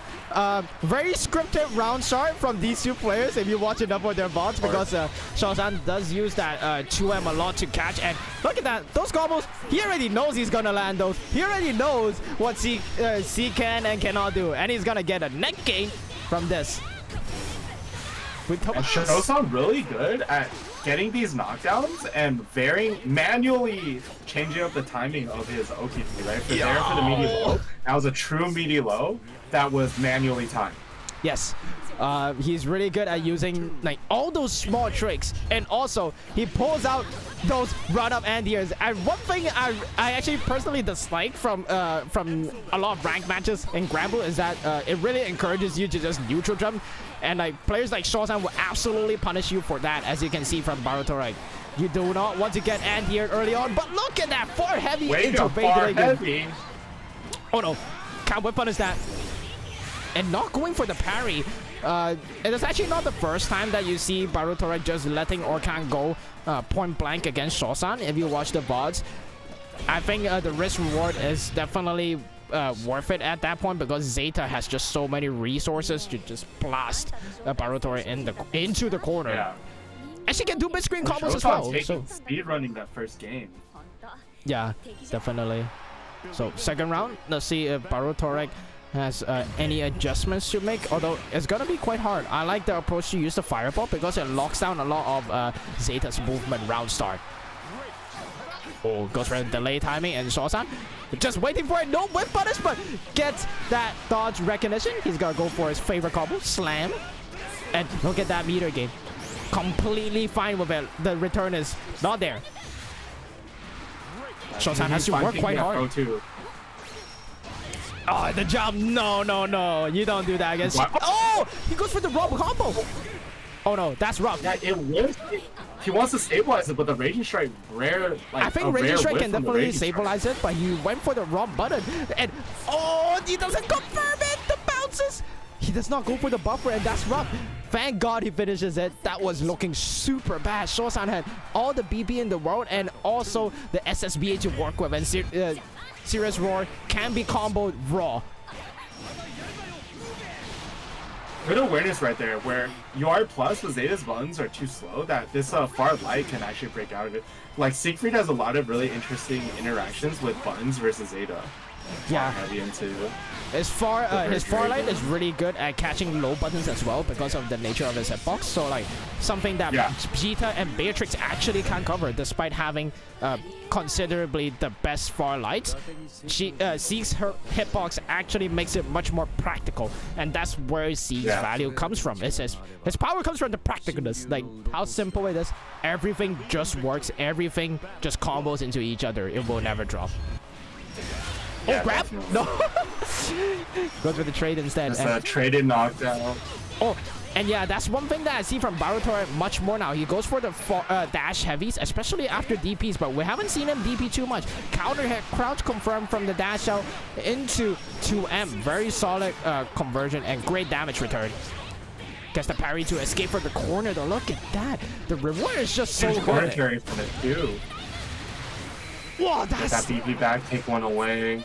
And yeah, the damage is so high for a non-EX parry, and he's dead here. Very comfortable. Huge damage, yeah. The kind of recognizing that Bartorek is not really choosing the stable options against the JU from Zeta, so he's just kind of doing the weaker mix-up against a player that's like very familiar with the RTS, but quite strong if you don't know, if you're not on point with your counterplay. Yeah, I feel like one of those, I was gonna say, those EX Rhapsodies are gonna come up on offense eventually, but Bartorek definitely aware that Shosan is playing to Rhapsody cooldowns, and the laser, you cannot ignore that. Super far knockdown. Brave counter, the Brave counter, and yeah, true combo, and new Pogo juggles enable so many opportunities. Look at that new combo route. Yes, forces the B. And there's the manual time safe jump once again. Oh no, he's dead. Yeah, Bartorek has not represented the DP the whole time, but he tends to DP eventually, I would say, if there is any trend. That's a situation where it's DP or don't DP, right? And like Bartorek definitely in that situation would be like, hey, if I don't, I gotta fight back, you know? Yeah. And like Shosan is a player that's really, really good at recognizing when the DP is coming too. I feel like it's so hard to DP against Shosan, as like any character, any player, he's always like almost like this clairvoyant. Like, on what your DP timings, right? So and I'm sure these have played a ton, so Shosan has that data to learn. So this is the refresh bracket. I will put it in the chat once again. So it will be Grande versus Rookies. So I would crop to that. Sorry for a bit. We're gonna swap the names.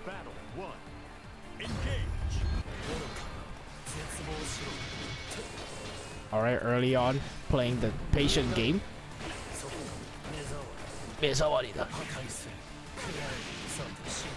Big damage, just getting that air hit, and lots of blade meter too. These throws do so much damage. That is so terrifying. If he went for the heavy, I'm pretty sure Rookies dies off of that hit. Yeah, well, that's important data for later. He doesn't even need a heavy hit. He can just go for a buffer, and he is absolutely that 5 blade level. Yeah, there goes. The far medium buffer. He hasn't even gone through half of the combo, by the way. Yeah, there was so much more to that combo. Yeah, I mean, I think that's data for Grande is that Ricky is road-tagged in that situation, so he can use the heavy teleport to get a lot of damage against them. He gets under the Gate of Demons. Yeah, really strong button, and Grande's block strings are structured in a way that really enables him to refresh his cooldowns. He hasn't even played the auto combo mind games yet, and look at that, just the B&B does so much damage, but unfortunately Grande once again not confirming his light strings. I think that's a problem that he really needs to address. If not, Rookies will punish that hard. Definitely. Oh no. Yeah, you can see that light confirm was basically the end of the round, but Grande might be giving a chance to Rookies, going for the Rekka. Raging Strike, Fireball on deck, 1-2 super. Are you ready? Look at that, just one missed. One miss confirmed. And you're in a perilous situation. And look at that timing of the grab, that was so early. That empty land throw and just gets it. Just from one miss confirmed, Rookies absolutely punishing Grande for it. And noticing that Grande dashing forward a lot, as earlier he was dashing under the fireball, and great awareness to use the cross-up button instead. Now he's in the corner. Kimo. Ooh! Goes for the reset, I like that. Just gonna save up the resources, and Grande will not have an opportunity to do a cross-up. No confirm from the sweep. Goes for the foul tracks though. Nice. Raging Strike. Ooh. Yeah, that's an Evo champ for you, bro.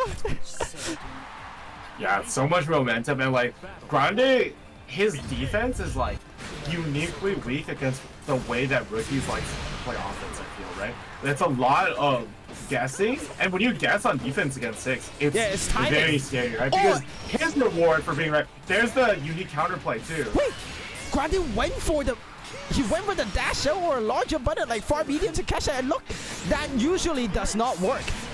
that is usually from EX you only get true strings. The only option is that reset, and Grande went for the launch button. As you said, Rookie's forcing those guesses so much, and he's resetting from buttons that are considerably minus as well.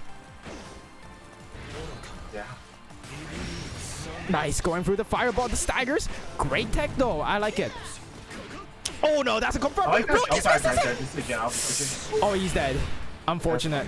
Oh man, yeah. Paradise Grande Lost though. should be taking this first round in game 2. Yeah, a small little accident from Rookies. Not the first time he has dropped those 2-hit light confirms, but not sure if he's still reeling the effects from Mario Party this afternoon. Pushing to the corner. He's not gonna go for any fancy combos, just gonna go for the basic timing stuff. Really hard to judge, and oh, it goes for the throw bait this time around, and Grande cognizant enough to use the close medium.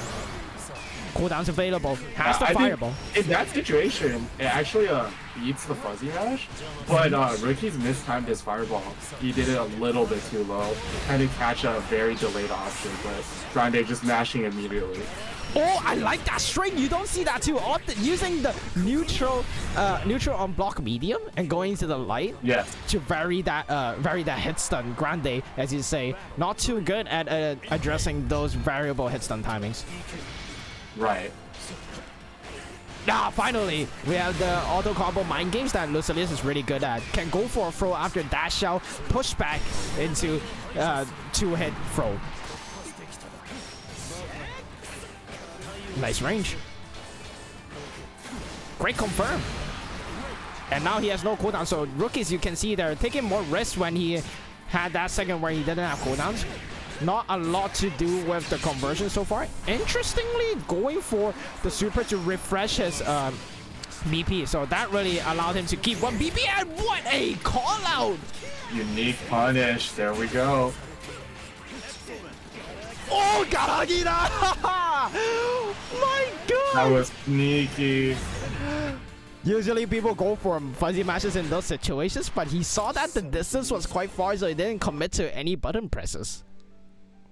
Yeah, definitely. I think every time Rookies is playing on the screen, you see something new that he's doing, right? Like that empty land into the low off of the wall dive, just like so much visual noise and like mental stack that he's put onto Grande that it, something that doesn't make any sense just happened to work. Yeah, I feel like Rookies also has a really I'm not saying that like there's a huge difference between their the high because all these players are really strong, even like Yamana, but I would like to use like Yamana versus Rookies as an example. It kind of demonstrates how different mix-ups are in like the top level, like the top 4 level. So top 4, they don't, because you have to achieve consistency to play at that level, you tend to go for less timing mix-ups and more to do with the system itself, and that's where Rookies is really good at. I think Buchinuki is also quite good at it. We don't even need to say about Gamera. Gamera plays raw timing, and that's his specialty. Right. But like Rookies really, I think the most revealing moment is when he used that close M into close L string, and then sweep resets as well. He uses buttons that connect instead of moving his body, which is usually how Sheiks do the mix-up, right? They change up the timing by movement, but he does it by being more positional and using the buttons as a priority. Because if you get the hit and you have a established reward compared to just like, oh, I'm guessing your timing, I'm calling you out. That's a really special kind of player that like probably you can only pull it off if you're a Gamera. That guy does not like block strings.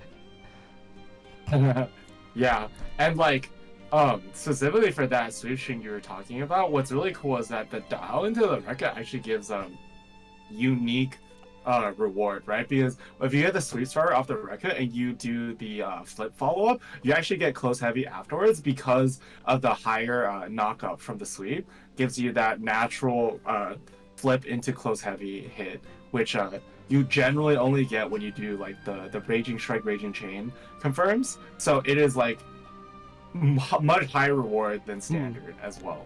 I think the choice to go for unclean hit super mid screen was super valuable. Definitely contributed to the entire flow of the match, including that specific punish, that medium parry, right? Goes for the hop. Yeah. against the Brave counter, which is definitely something like to think about, right? Like it's quite strong, especially because parry recovery is still quite low. So even if you do it as like a guess, it can be very hard for your opponent to punch it, especially if your opponent is deciding not to Brave counter, not to do anything, and just like sit there and wait. It's very hard for them to recognize that parry and do something, right? Yep, and we're returning to Evil Japan, if I'm not wrong. We got Shosan versus Rookies. Let's see if Rookies will pull off a 2U miracle once again. And both players being super aggressive, but Shosan chooses to do a dash medium, if I read that animation correctly. And Rookies gets the upper hand in the corner against Zeta. And I think Cheek's offensive structure is just inherently good against Zeta because of how he can vary his timing really easily, and his dependency on throws to mix people up really good against parries in general. Yeah. Ooh.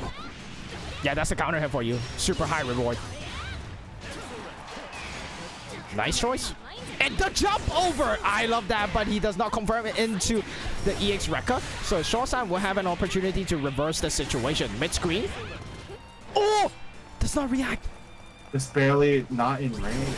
Yeah, I was gonna say perhaps using that Rekka to catch the jump timing, because Shosan tends to go for hops and jumps in these situations. It's a good option, especially when Rhapsody is such a strong neutral tool, as we can see here. Kono! Oh, whoa, that is not usual. And Rookies, I think he tried to go for a parry, but he was still considered on the other side. He got the walk under, so he got Gate of Demons instead. Oh, nice choice using that dash out. Dash out has really high hitboxes, but Shosan still gets nice small little buttons through. Kokuken! Oh, catches the backdash! Wait, he go for the super? He does. He does go for it directly. Wow, that's a lot of damage for a cash out. Yeah, and Shosan now has much fewer BP to work with. Oh, wow, that micro dash was so scary because Johnson is not afraid to match that 2U on defense. Yeah, definitely. But the thing is, his 2U got caught a bunch of times so far this set, so like he might be scared of using it so freely again. And I remember like one time we had an exhibition between these two players as well, and I'm sure that gave you insight on how these two players just interact with each other. Just so explosive, and going for the hard knockdown. I like that Rookies recognizes the value of that Shosan. Basically resource traded for the BP. Out of this. Oh, that's so scary, but what a tech. That clean tech was so valuable. Oh, he's out, but that's a punish. Yeah, barely just goes over him. So like normally that would get a punish, but wow, he goes for the empty throw again and catches, gets the fuzzy mash timing. So Shosan would get the first one. He did it in a way that fuzzy mash does not catch the empty landing, as you said. So usually if you go for empty jump throw, you die to fuzzy mash raging strike. But what Shosan did there, accounted for that and got the chip damage range, and Rookies basically had to commit to some option. Yeah. Oh no, that's not a good dash from Shosan. Reverses the position, and great awareness from Rookies to convert there. Stabilizes the combo with the Raging Strike. Gonna push to the corner. EX available. One hit, probably looking to buffer. Oh no. Commits! Oh! He goes for it. Looking for the chase down and just catching him. Yeah, I guess correctly there. But he's gonna go for the corner escape, and the side saw successfully got a drain on BP. 0. Oh, that's so much damage. 0 BP. Oh my serious God. roar. Against 6 of all characters as well. I feel like 6 is like 2 throws. This is like 2 throws. Oh no, he's dead. Yeah, even though there's that fuzzy scaling, it's still 0 BP and it's 6. He's like instantly vaporized. Yeah, that 1000 HP really making a huge difference. And nice, I really like that far L choice to catch the movement, not for counter hit purposes. And okay, here we have the 5U setup, and here we go, the throw bait with the EX Arvest, 92 meter available. He will go for it again. Next hit is a super. Oh, tries to go for 2 baits. Good awareness from Rookie, just so patient and just waiting it out right there. And the paging strike. That was a very scary situation, right? Where like Shosan knows that. Doesn't pick up the confirm. Nice. Oh no, the pushback. Shosan actually gets the upper hand. Oh, Yeah, Shosan wow. taking it 2-0. That was a winner's final. So now Shosan, Shosan is now going to be sitting at grand finals waiting for whoever comes back up, and Rookie's moving to losers finals. I believe he's waiting for there's a couple players that could end up here. So Bartorek is obviously waiting down there. Grande is waiting down there. Some of the players that could come back up are Hino Kinobo, Jing, Hakoda, JFK, Osakana-san, Meru, Yeah, we're gonna have Yamada. Osakana right now. And a shame that we perfect. couldn't get Meru on. I really want to watch him play approach that what do you call that? Just show off his tag on the avatar below, you know. Yeah, definitely. So this is losers side, I think. So I'm gonna just put losers. Yeah, so this should be Osakana-san versus JFK. JFK, yeah. Yeah, GFK 1-1's just evaporated into whatever sphere. Just gotta, yeah. I remember, like, you know how today, like, there are tweets going on like, yeah, like, today I don't have to work today, and like people saying, damn, I have to work today in Japan. And then GFK was one of those people, the salaryman Lancelot. But GFK, known for his very unpredictable playstyle. I mean, that's a lot of Lancelots in general. I would say that players like Asher are also quite unpredictable, but he has that Japanese gene in him with the footsies. And look at that, he uses... We haven't seen people dodge like that. And dodge is usually not an option. I think what I like about JFK as a player is that he's like very like kind of like a slow burn almost. Like he's like an advancing wall. He's really good at this bulldogging and like just keeping up the offense. Yeah, and he has that special like anime effect where he like ramps up, he gears up over the match. Yeah, definitely. But like Osakana-san being one of the best lockdown players in the game in general, has the spears at hand. One. And look at that. You saw that bait, right? That 5U bait. Yeah. The spear's covering for him. Look at that. Just covering all the options. And the dodge actually working out. Normally, Osakana-san will have the extended pressure, but uniquely, he uses the dodge there to avoid. Unfortunately, still loses the round, but you can see how his sense for defense is quite different from a lot of players. Yeah, definitely. I think the ultimate Gorilla Blade is like not really working out, but then he gets hit by such a big counter hit, lots of damage in the corner now, and full cooldown cycle. Yeah, that's the new changes they gave to Andre, and I think is a really huge deal because parry as an offensive tool really gives a lot more opportunities. And great end here once again with the ultimate conversion. Oh my god, the damage! Yeah, you cannot be jumping against this character, especially if you're like half screen to corner, because you are gonna bounce off the wall and take a ton of damage. You can even bounce full screen actually, if I'm not wrong. There are a couple combos that Lon posted, like the Korean BP tag player. Yeah, definitely. It's just in the corner, it's so deadly because it's gonna do so much extra damage. From the other side of the screen, you get a lot of corner carry, but in the actual corner, you trade all of that corner carry for tons of damage. And here we have the continue pressure with the EX, and wow, going for throw there. He's just going in.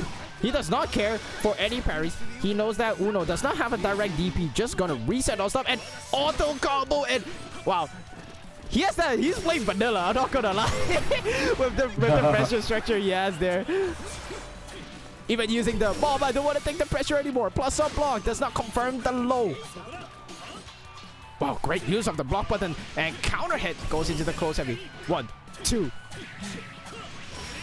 Play the impulse. Twing. Yeah, that's gonna be the new string. You don't get that close heavy anymore, and trying to change up the timing, but Osakana-san I'm will gonna be the one who so changes up. patient here. Yeah. Oh my god, is this Grand? Hello? Corner carry. Guys, we're abandoning the Grand ship. We're going on Uno. It clears out the projectiles. And wow, what a jump. Super available. Cavi super.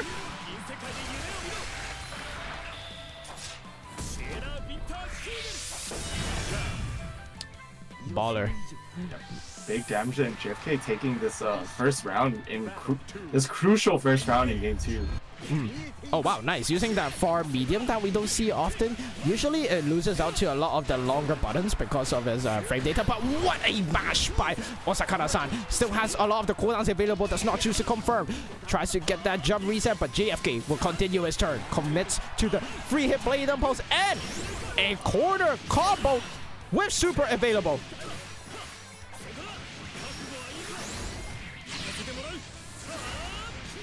Huge damage there. Always the classic Lancelot multi-recto Raging Strike juggle combo into the super, getting a ton of damage just up front and continued Oki and pressure.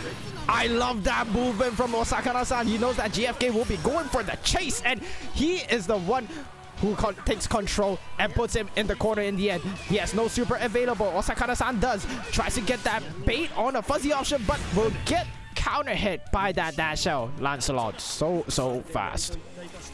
Yeah, Osakana-san challenging a lot in that situation on like wake up after a soft knockdown or blocking 166L after a soft knockdown and like blocking that like slightly space 6XL, but JFK being very playing very stably, so always like keeping up the frame trap and making sure that Osakana-san gets hit. I like that as well, like knowing that the mix-up there is quite weak, spaces out and goes for the neutral jump into dive kick once again. And ooh, fancy reset we got there, and the dash combo. Really tight to do. One frame link on standing.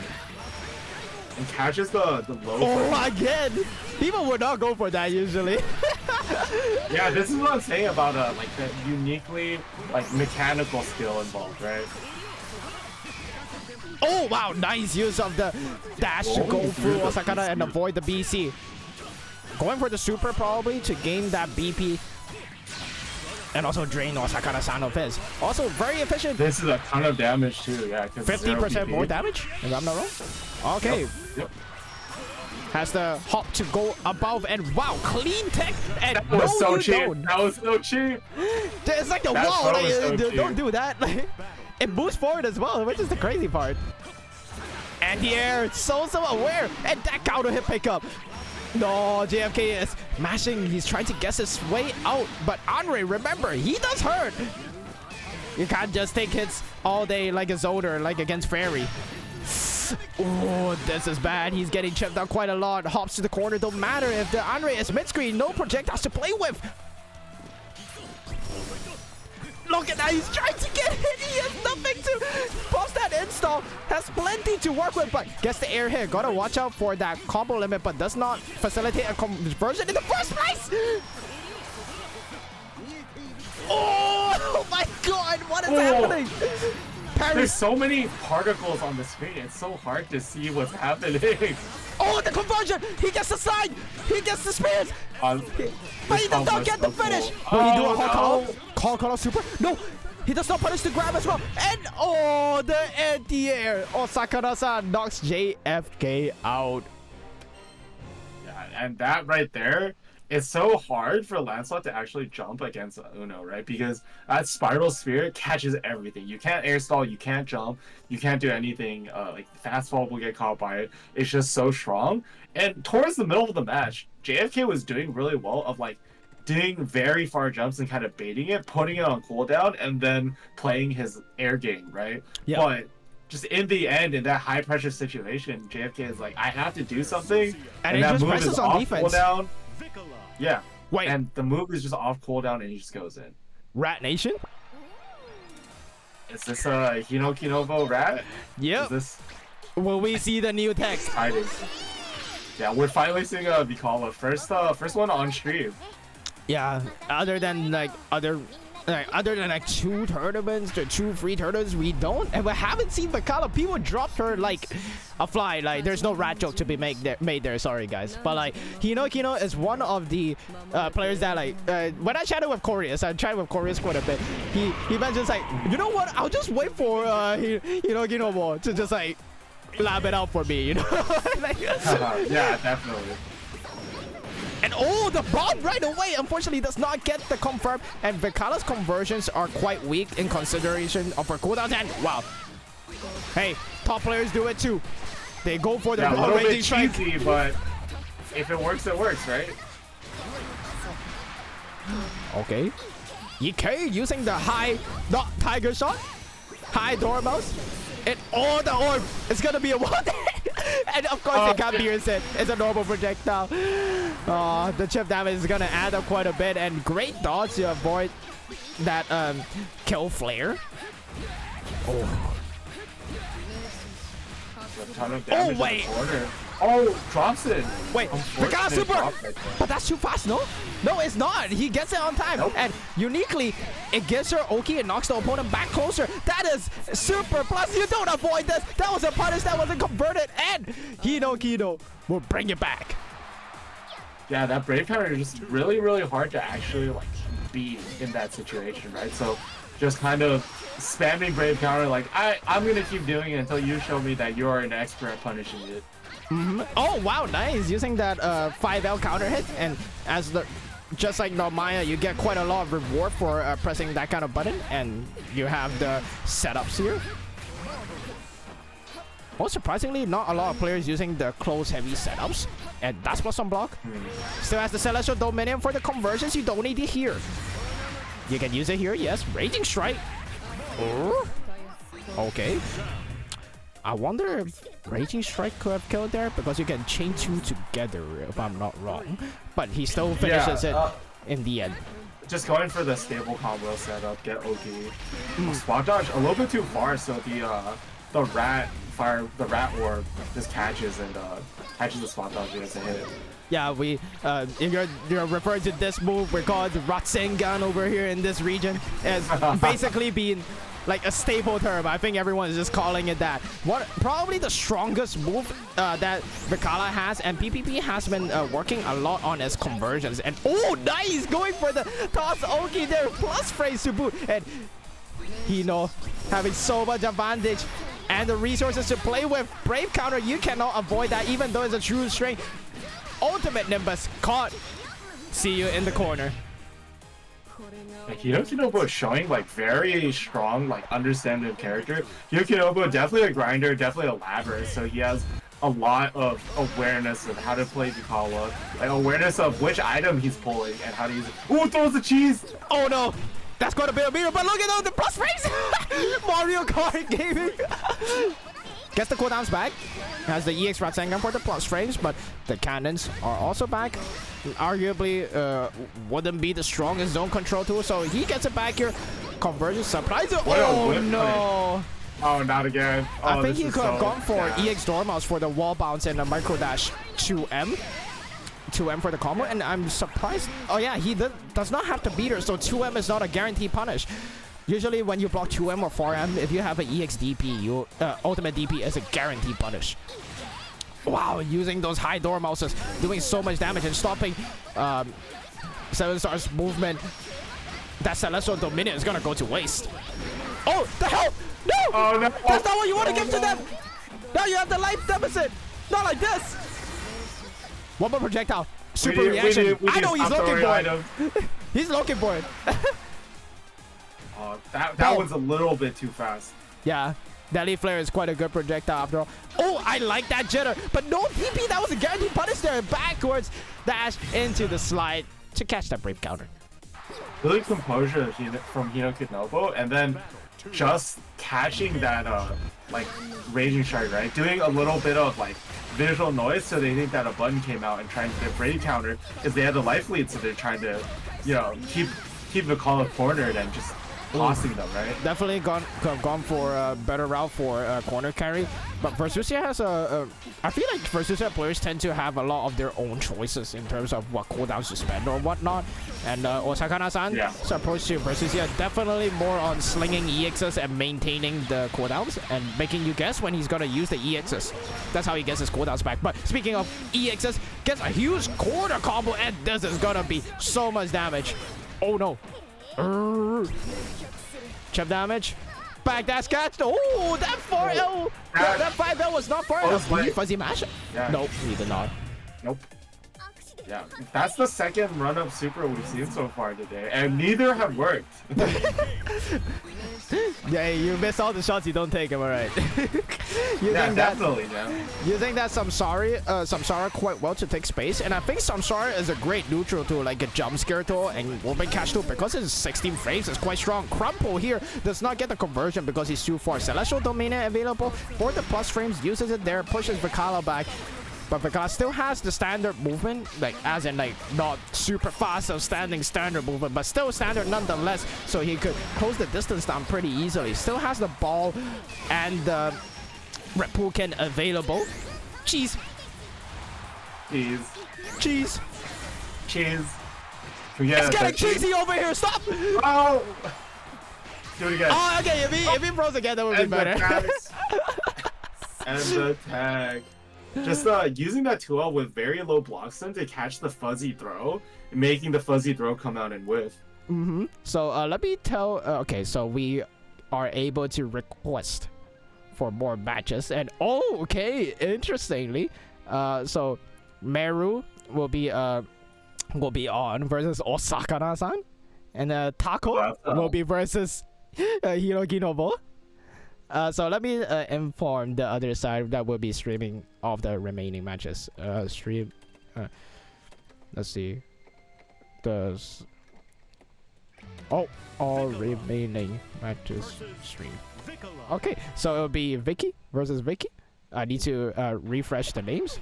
So you gotta wait for a video for a bit. These Japanese players are fast on the podium.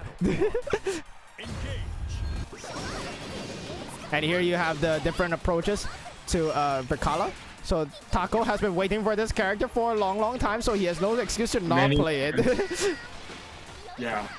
I feel like the game plan that Taco and PPP employed is very primarily on Dormouse and also spacing for plus frames of Rasengan. So usually their flowchart is to go for Rasengan and for neutral, not on head or like on momentum. Go for Rasengan into low Dormouse, and even if it's -8, they can opt to do low Dormouse because it doesn't extend her hurt box. Right. Meanwhile, Hinoki Nobu is quite a heavy cannon user, which a lot of Vicala users actually don't really resonate with. Oh, that's a whip punish, but no comparison to the ultimate dodge on the Dream Attraction. That is quite huge. That's a lot of chip damage missed, and nice use of the far medium. Despite his poor frame data. Oh, sorry. Go ahead. Oh, I really like that Brave counter that Hinoki Nobu did on block to eliminate the chip damage and not put himself at 0 at 1 health for the chip kill. Yeah, most definitely. And I think Taco is really good at mixing up the usage between just raw Dormouse and also the far medium. Far medium, it's like Grand Far and Blight. It is still like really long 7 frames, despite the poor frame data. But like if you can use it, you can really lock players out. But really dominant round by Hinoki Nobu. Hinoki Nobu was just so aggressive on that round, right? Like I mentioned, Hinoki Nobu, a very aggressive player that will just do the same thing over and over until you tell him that he's not allowed to do it. And yeah, going for the trap mix-up, most players are people are also quite divided of whether you should go for 2M cannon, you should go for 2U sweep, or like 2U doorbells. Like which one should you go for? And that's the player expression part of Vicala. If you're going for so many throws and he catches one of those tanks, super. Thank you.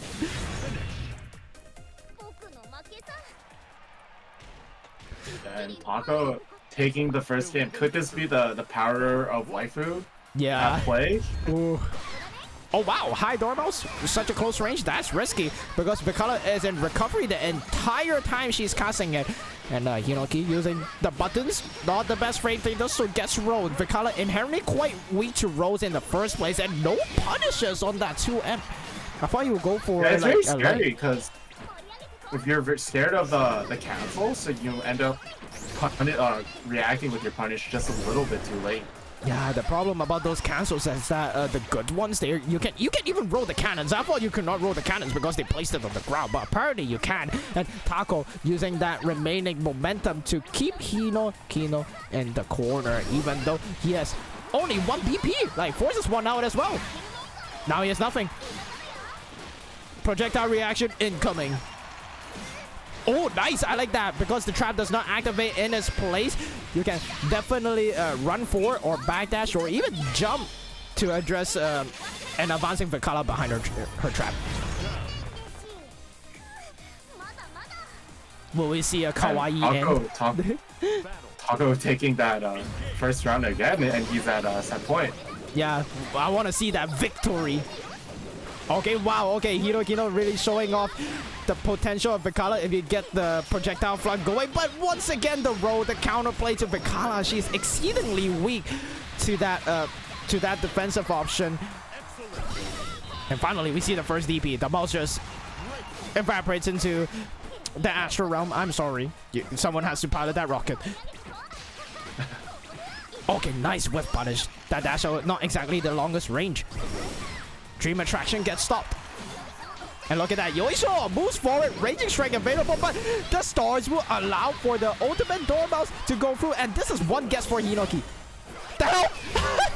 No! It's alright. It doesn't really change the threshold of death. Yeah, it's still one touch, but I think a well-played super can definitely kill Taco if he chooses to go for the risk and toss out a move and use right outside the range. 6 frame punish. Stands up, blocks that overhead. Good reactions, good guess, and just punish and kill it. It's very odd of Taco to bet the whole round on that 67. I feel like he had a very good chip game going on that he could have played with. Yeah, and chat does mention that one thing you can't roll is low Dormouse. Yes, you are correct, but that thing is -8 on block. Like you, exactly. Even Vikala actually has quite a good mid screen to corner rotation combo. I would say her mid screen or far from corner combo is actually quite decent considering if you implement trap in the combo, it does quite a bit of damage. But that position geto. Throw reversal will catch that, and oh no! Gotta stabilize the combo. I am not sure. 2-hit Rasengan into ultimate? No! Oh no, still a chip range, but brings it back in the end. Yeah, now it's a 1-1 between the two Vikala players.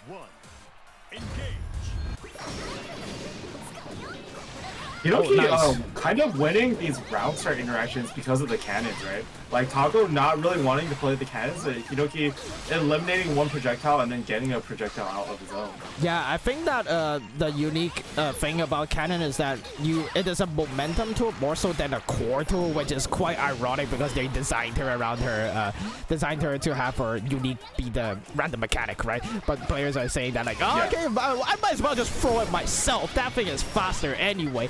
But here you can see the difference in playstyles and when they are strong. So Taco playing the more traditional movement-based, movement-heavy playstyle, like you can see in Rising, like the dash and stuff.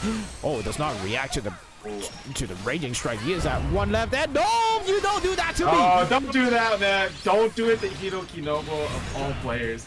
He is gonna react. This guy is in the Matrix, dude. He's locked in. Yeah, we had to bring back the SKD. You can react image. Like if you're like all time, I'm sure you know that image. But Hinoki definitely not afraid to just toss items non-stop. He's not even confirming the items at this point. I think some players have mentioned that I'm just gonna throw the items. I don't really even care. And there you can actually go for a Dormouse combo, but he does not need to. He also does not have the cooldown. So now 2-2 is available Dormouse? Yep. Oh, this is not looking good for Taco. And this will be 2-0, and Taco will get knocked out by Hinoki Noble. Yeah, for once, the waifu doesn't win. So that will be Hinoki Noble advancing against Grande. is who he's playing next. And on the other side of losers, it is Bartorek and Osaka Nasan. I swear to God, one side of the bracket is. Oh wait, I think I put semifinals accidentally, but this is semis, right? So this No, this the is next quarters. match is This this is finals. quarters. Bartorek versus Osaka Nasan. This Quarter. is Yeah, this is quarters. Yep. Losers quarter. Wow, that one side of the bracket is full of killers. What's happening? These. I don't know, man. Both sides of the bracket seem. Yeah, like, but full of one side is killers, like the. right? Bartorek, Osaka Nasan. I feel like one side of the bracket is more of the like the typical offline tournament kind of look, and then the other side is like the online tournament look, if you know what I mean.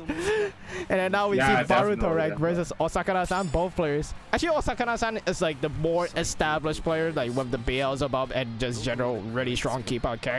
Bartorek really popped off when he adopted the style that Rising really liked, but he has to go through a lot of the tribulations, a lot of the patches against Sieg. Yeah, definitely. And look at that, so familiar with the matchup, and Osaka-san said, no, you don't. Okay, whatever, you can jump in on me. I know you're gonna fuzzy this option. Gonna looking for the dive kick. I'm gonna have plus frames now. Oh, And nice. remember that this is a rematch from earlier where Osaka Nasan won 2-1. So let's see if Bartorek is able to make those adjustments. Yep. And Bartorek actually had to fight a couple Unos across this bracket in general. He must be warmed up for this matchup. And speaking of warmed up for this matchup, I swear he had a glimpse of the match earlier where he goes for the throw, so he was mashing close heavy there. No, mashing the tech or whatever reversal option he had there. Osaka-san going for the buffer and no movement for you. I wonder what button he tried to press there. Maybe ultimate fireball? I'm not sure, but the cooldown didn't go down, so I'm sure it's a button. Yeah. Oh, nice roll. Looked like a 2M. That's quite far for a 2M. Maybe expecting a forward advance. Okay, we're playing Rising here. Brave counter to Brave counter, and finally the parry comes through Bartorek with a substantial life lead, and nope, you don't win against that. Wow, what a mash! Just a committal mash, not even. No, he went for the wrong button. He did not get the conversion. Plus 12, allowing him to maintain the pressure. Osaka-san searching for a hit with the buffers, but he has no resources now.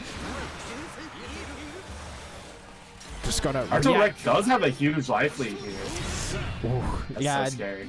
I think even on block, Bartorek would have gone for that buffer. It's not the first time, and he actually goes for it a lot in the round end situations. Dragon is such a strong chip damage tool after all. And whoa! The parry. Yeah, I can't just autopilot these spells. And look at those backdashes. Bartorek very smart to recognize that he moved backwards and using the move for Dragon instead.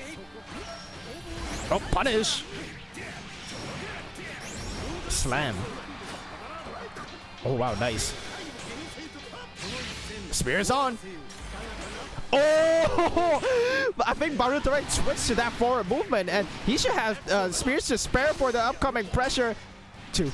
Oh! That is just too sweet. But watch out for the combo limit. That is so optimal.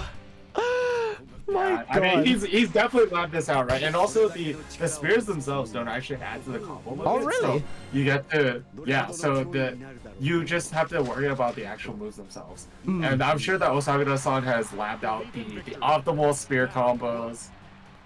Oh yeah, I was mentioning the combo limit because I thought he got hit in the air over there, but I think the second part he didn't.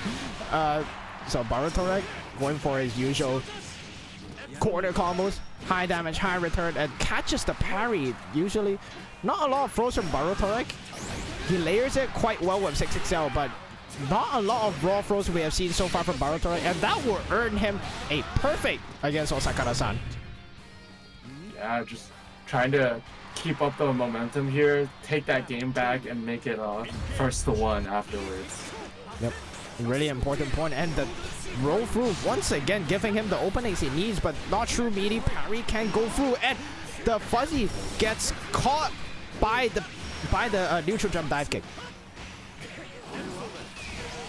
Brave counter forced down. Not too bad of a situation, but brings it back to the Oh, corner. what an end here! What is this, back flame? Oh, wow, there goes the spin. Where do you get your extra spear from? Oh, that's a combo. Oh, he misses the dash Oh, out. they dropped the 60 Yeah. Very high stress situation there.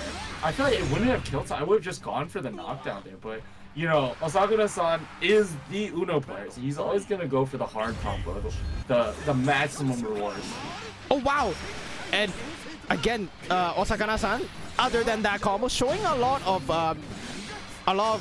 familiarity with the character and the matchup, because not only is the dive kick a throw bait tool or fuzzy bait tool, he also uses it in neutral to catch things like Sieg's 2M, as you saw earlier. It's a great counter poke, exactly. Baroto taking a back little the... bit early. Oh, spears again. Ding. Oh, oh, Jesus. This is so cool.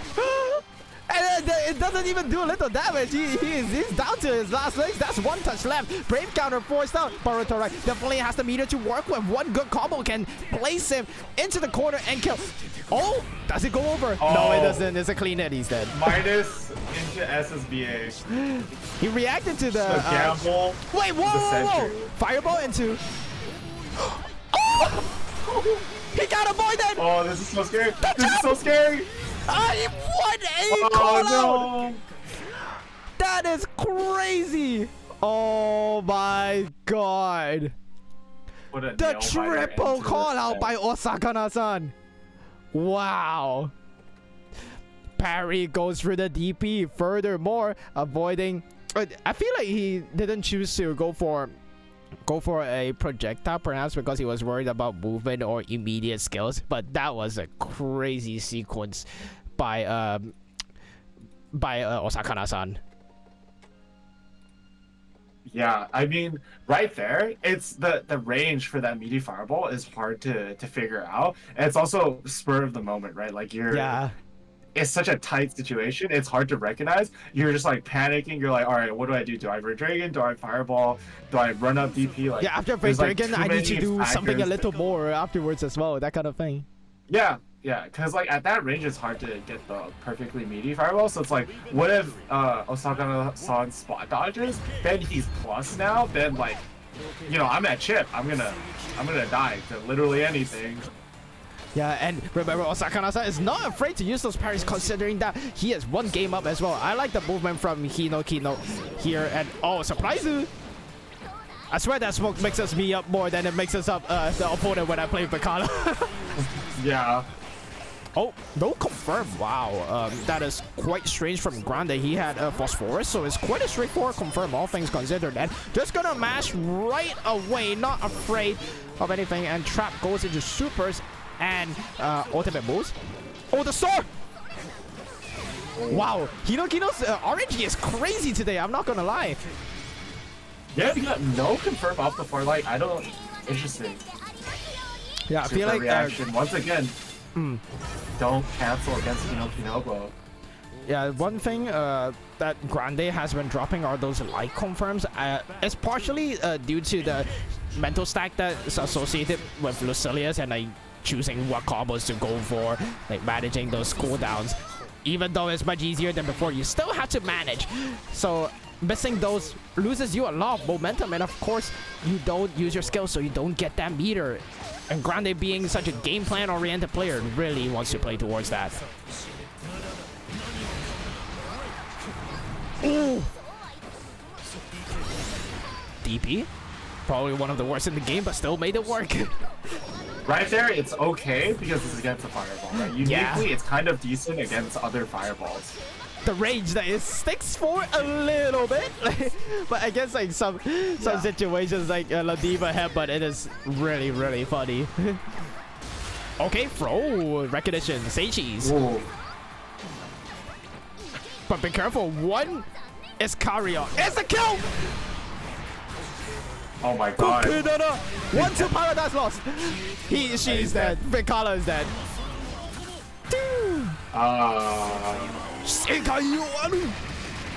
Paradise lost. 30k raw, right? I don't know. Impressive footsies. But Escario is such a threatening tool that gets scarier and scarier by the moment. The fact that it has no visual cue, like one really cool value that Lucilius has is the fact that he has no EX boost, right? So he has no yellow glow or visual cue for the skills, and it is quite scary. You might see it as movement. You can disguise it as a forward dash. And look at that dash out. It's just as sudden as the Escarion. Nice super here. Oh my god. Oh, not needed. My bad. Oh, I've gone for super. I would gone for a close slice super. It would be cool. Yeah, and Grant's like his game plan is just so stable and so solid, right? It's like I'm gonna go play level 5 and then you will die. Yeah, like that's how the game wants me to play, so I will do just that. It's your responsibility to stop me from getting to that point, and he hasn't done anything and gotten to play level 2 essentially. I think right there, the smoke bomb hurt Yeah, Hinoki more than it helped, right? It like covered the teleport and he couldn't see the teleport happen. Great dodge, but look at that! He hasn't done anything in the round! Like, it's only like trades and posts so far, and he's level 5! The next combo will kill! Surpriser! Very scary. Especially when you get to Paradise Lost. Hits to kill right here. Here's Paradise Lost! Online! Watch out! Oh god! It's kill range!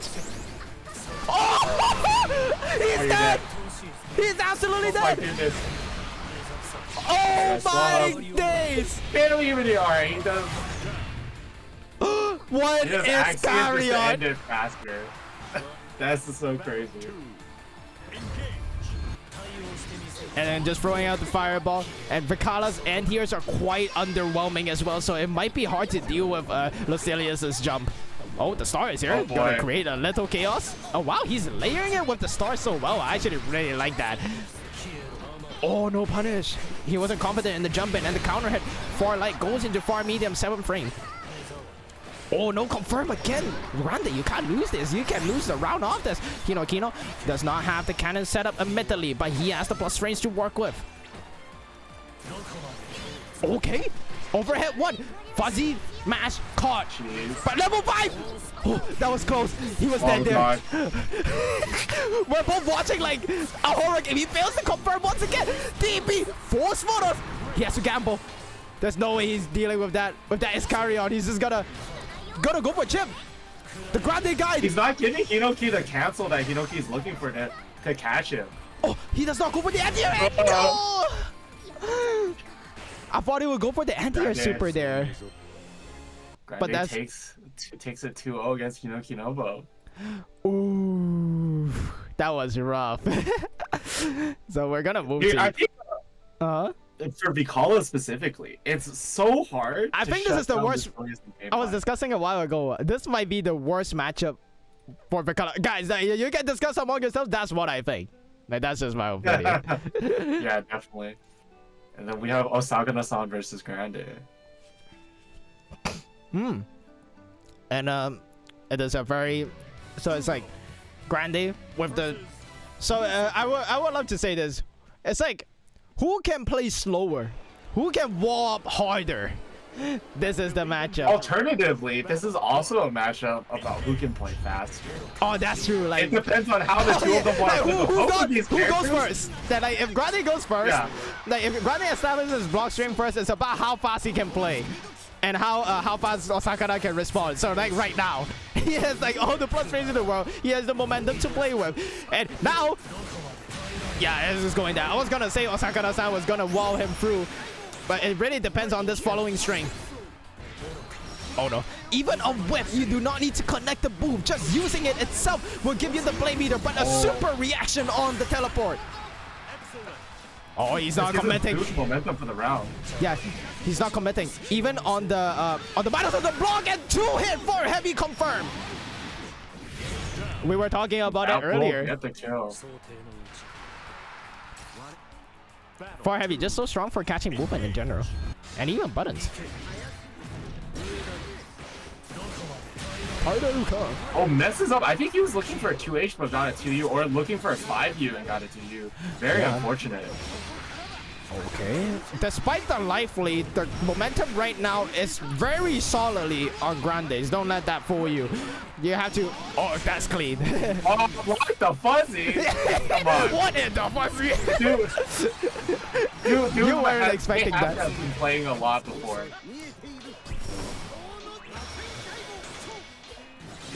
Plus. Yeah, the Not Rasen plus, doing so but much, and he's actually a trapped. lot of the value is on chip damage. Okay, got that. Ooh. Crisis averted. Yeah, feels like Osakana-san is really defusing a bomb over here when he plays against Grande. Yeah, I mean, I think Osaka-san is going 1,000,000 miles per hour, which is how you want to play against Lucilius, right? Like, don't give him any blade levels. Just go crazy, right? Like right here, go crazy. Yeah, he's gonna get it eventually. Just A couple go. more of those, and it's over. Oh, counter hit. That's not good. Yeah, it's like he's gonna get the levels anyway. Might as well just like push him to the corner and then not let him use his defensive options at all. Oh no! There's one touch situation. Osakana-san will be taking more risks, such as that throw over here and the delay jump, and very clean. Anti-fuzzy match. That was so high also. Really good timing catch. Ashes out into super. Gets the refresh BP, takes one away. It's like one throw. That was so good. Looking for the fuzzy again, and he's not ready to tech the throw. That was so good. I thought the options were like fuzzy, or he goes for the parry against BC, but he throws the delayed option instead, which is so nice. Oh, fuzzy jump caught. Perhaps he was going for a fuzzy jump dive kick. Oh, empty teleport. Scary. Axiom. Bye-bye. That's a very good combo rounding. I think the hardest part about Lucilius, right, is like blade level 5, anyone can play there, right? It's not that hard. But blade level 2, blade level 3, that's when the difference between a good Lucilius and a great Lucilius comes in, right? Yeah, like how slow that the power of agency. How do you use it? But Osakana-san catches that roll really well, and oh, the sequence does not go through as he wants, and it goes for a terrible turn as he goes to the corner. Not my bad. Oh no, you don't want this. You don't want this. It went like 180 twice. Raging strike. One more in the tank. Oh no. Oh no, what a fumble from Grande. He was performing so well and ends up in 4th place, if I'm not wrong.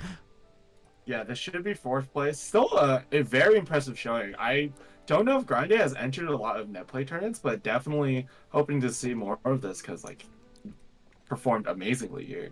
Yeah. So we're gonna move on to losers finals over here. Losers finals. Yeah. Yep. Losers finals over Yes. here. Let me Rookies versus Osakana-san. Is this first to 3 or first to 2? Because like in the Japan end, they tend to just do first to 2 for everything. So perhaps it just might be the same. Here, let's take a look at the rule set. But meanwhile, I'll be giving you guys the rundown of this matchup so far. Osakana-san taking a lot of risks just to move out of the corner, and look at that, he's just gonna press that light button to get out of there. Rookie still has a substantial amount of pressure, and Osakana-san using the resources to push rookies to the corner instead, which I like because you are reducing the utility of his dives. But unfortunately, the ultimate record does catch Osakana-san, and look at that, those layerings are so lethal. Rookies putting him back to the corner. Oh, nice roll. Oh, doesn't quite get the punish there though. Oh, that Oh, jump! this time he doesn't go for the third backdash. The jump was crazy there. Well played by rookies. Yeah, definitely. And also, just to clarify from the rule set, it's actually first to 2, the whole bracket, including grand finals. Okay, great. So we're gonna. Okay, rookies, as you can see there are not a lot of counter hits, there are a lot of punishes and also just raw hits in general. You can see that rookies primarily focuses on movement in the defensive option department. As you can see there, the fuzzy jump just blocking the dive. But Osakana-san just so good at walling opponents off. Combo limit will stop him in his tracks. But look at that lively. Rookies does not have the resources in the world, and that walk into dodge was one of the coolest things I've seen in a while. Micro dash as well. Micro dash combo yeah. Oh jeez. When it counts, am I right? Yeah, definitely. Because it mattered a lot there to get this situation. I think that's the same time this has happened tonight. Yeah, people trying to punish the parry, but pressing either too late or too early, right? You can wait out the whole thing and the punish, or you can counter hit in between the hits, but it's hard. Yeah, I think they were going. Couple players just go for they delete their OK buttons and just get caught by the parry. And perhaps it's just that getting that punish on the button. And again, Sheik's has so little health that Uno does a massive amount of damage here. Spears are on. Jumps off the corner. This is crucial. We're playing Rising over here, guys. Oh, he's trying to catch the air-to-air option or fuzzy jump option, perhaps. Oh, there it is. Game 1 to Osakana-san. Once again, this is first to 2, so if Osakana-san takes another game, he takes it over rookies. Yeah. Rookies really thinking about it. Don't swap. don't take the This is, as much as you think about it, this is a good matchup for 6. Yes, the movement. Yeah, like it's that. It's just Osakana-san is an expert, right? He's an expert. He's probably played a million 6s, including this one. And the most offensive ones to boot. Yeah. Amazing roll right there off of the 2M. Gets a huge punish. Yeah, gets that reset here. Force tech.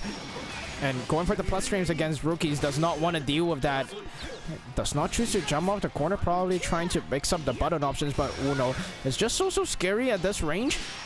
Even with the dash out in consideration. Great hit by rookies. Going for the 2L pressure. Is that walk? Delay. The Fred catches the fuzzy jump with the low air fireball. The void. Very big round from rookies. The scariest thing, though, is that any hit would have been... It was a 2-touch for the whole game. Yes. Like the awareness, the risk that rookie takes, and how he spends his cooldowns in general, I think is something that you really should watch out for, especially in that he did not spend the fireball for the combo, so he spends his time maximizing the punishes. But, oh no! Commented his curse! Punish. Yeah, he's not going for those resets. He knows he can't do it on Osakana-san. It is -8, so it's a just frame punish to get that close heavy. So it's scary, but 6 really wants those close heavies. Super? No, he'll go for a reset. Wow, deep dash close out as well. Okay, one cooldown gone. He can hold this. He's very comfortable with keeping this position. He has the lively. He's just gonna make sure that Osakana-san cannot move and himself not get exposed to any massive hits. He's got 3 PP. Don't take any risks. But the chip damage is adding up over time. Sheets does not have a lot of health to play with after all. And the super comes. And I don't even think that's a... Was that even a reaction? I think he just went for it. That's definitely a reactable. Oh, yeah, it's reactable for sure. But also, what's amazing awareness right there is rookies just hit SSBA range to get that SSBA off of the chip damage. So amazing reaction to kind of like be at like 32% and kind of like block into special moves. Yeah, when he was walling off 30% for the kill. Yeah, sorry. When he was walling off with his face, he was very fine with just taking the chip damage in general. And ooh, the dodges coming through instead of a throw. Oh, 2 hits. Don't walk into it. Nice parry. Rookies is quite... he throws up quite a lot of parries, don't you think? Even against players like Shaw-san, he doesn't mind getting blown up, but like he makes that parry count. He makes the momentum shift count. Ooh! No conversion though, which is quite unfortunate. Osakana-san slowly getting back to the corner. These air fireballs putting him in so much trouble. And I'm thinking an ultimate Rekka might be coming soon to catch the options. Oh! Wow, a roll now reverses the situations. The ultimate Rekka comes through and the corner carry will finally be here. The damage substantial. The situation dire for Rookies. One touch remaining. Goes for the ultimate parry and the final guess. What will it be? And the chip damage. And the chip. Unavoidable situation. Even if you dodge, it's still plus. You can do something else again. The spear just blinked him there. Alright, that's a far corner combo. He can dash in for a continuation. Nice delay. Ooh! Tries to bait that anti-air. Good wait there. This entire set, Rookies has not been anti-airing when Osaka-san tries to jump out of the court because he's looking for that parry, right? Yeah, and it's a full combo afterwards too. He has to be careful of that. Oh, another one! Get the punish. Yeah, there we go. This time he's ready for the punish. Yeah, only works once and the download is through. This is set point for both players to advance to grand finals of Vortex Gallery Online 2024 GBVS Japan. Oh, here we go.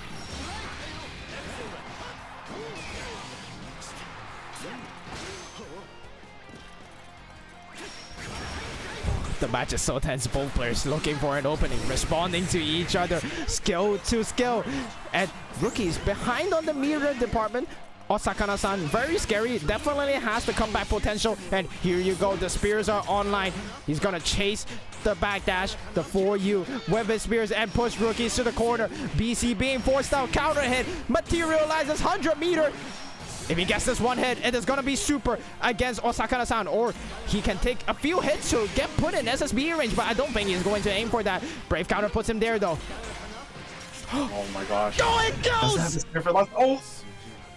0 BP on both players. That throw did so much damage, and Osakana-san takes it. Wow. 2-1. What a clutch by Osakana-san.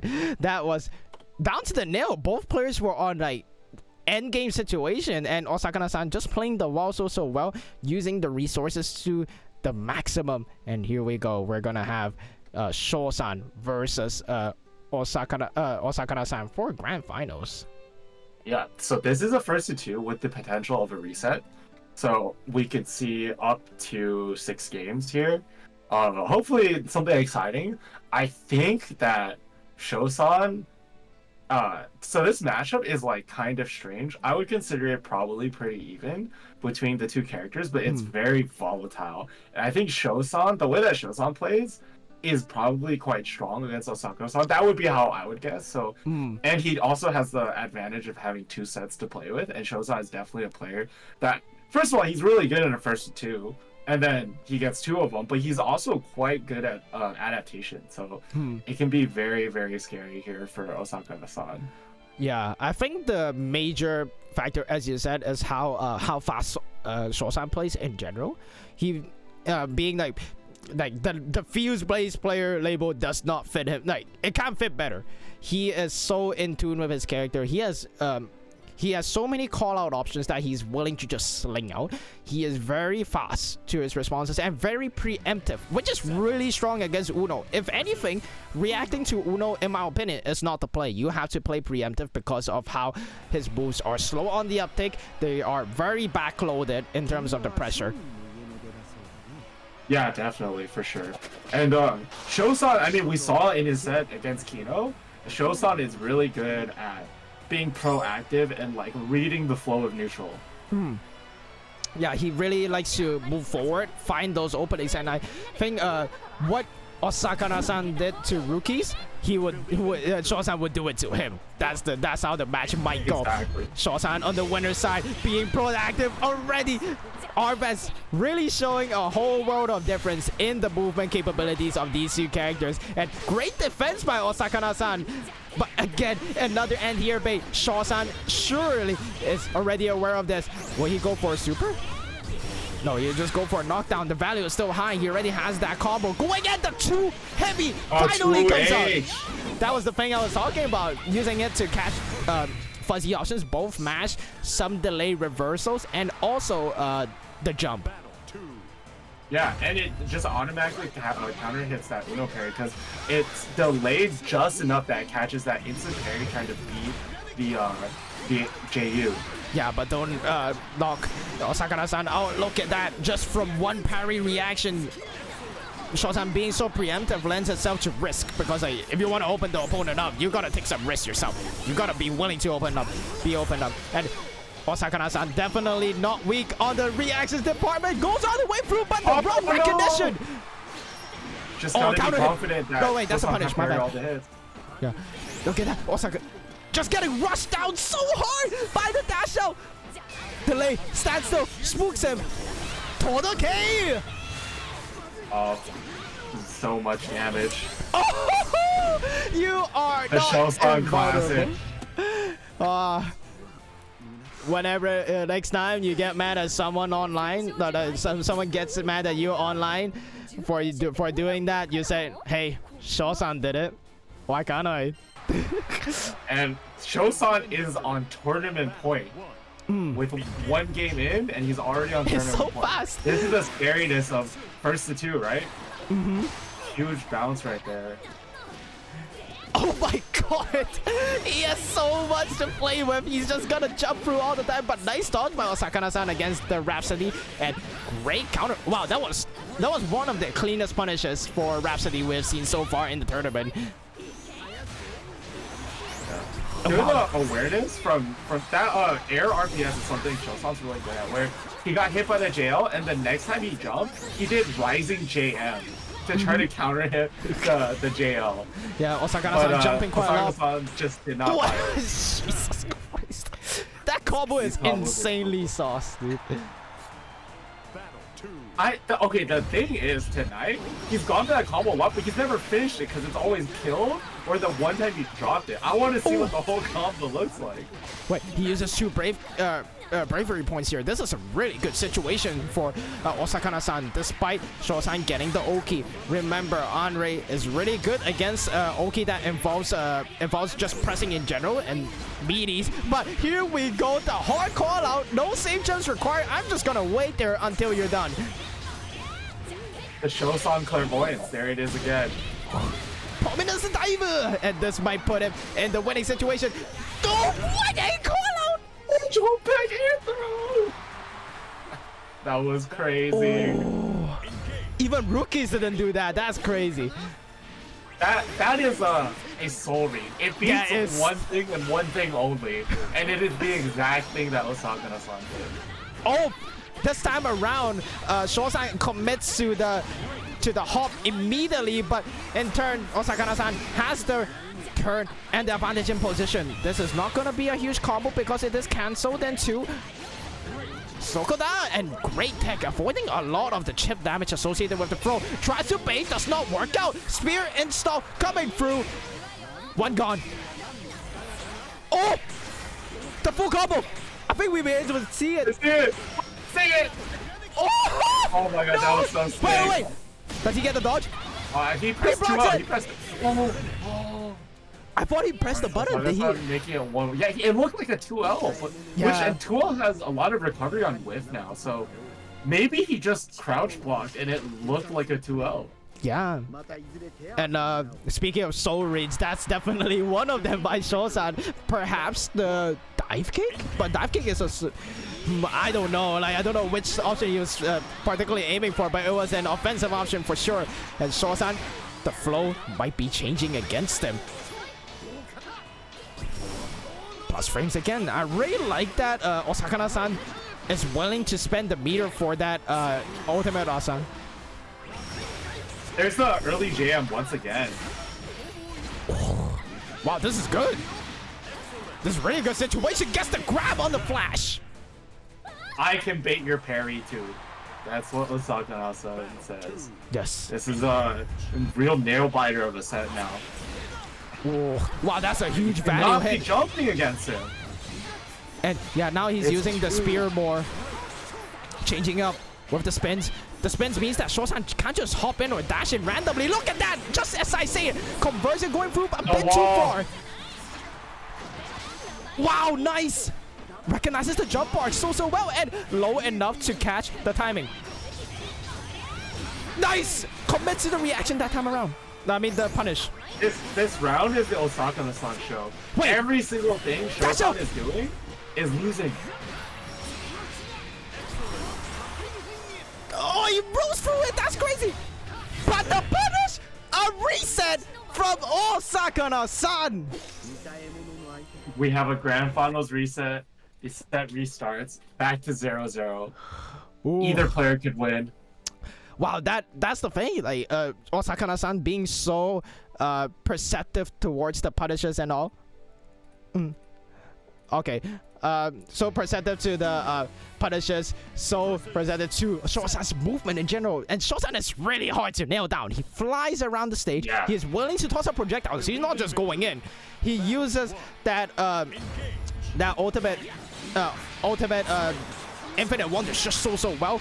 Uses the medium one, uses the light one. He uses the full character's kit. If there's anyone who is literally Zeta, it's Shosan. But here, Osaka-no-san is showing up and trying to shut that down. Oh no! Oh god! Yeah, that parry is so hard to punch, especially with these very slow mid-range buttons. It's very hard for him to catch a real punish against parry. Yeah, the hitboxes are awkward as well. You have to contest with Zeta's the dash light. You have to contest with dash medium that he occasionally throws out. That 2M as well, being super long. You gotta play around that, and no more BP left. He will probably use the super here as per situation demands. He wants to push himself out of the corner. Gets the bait! Oh!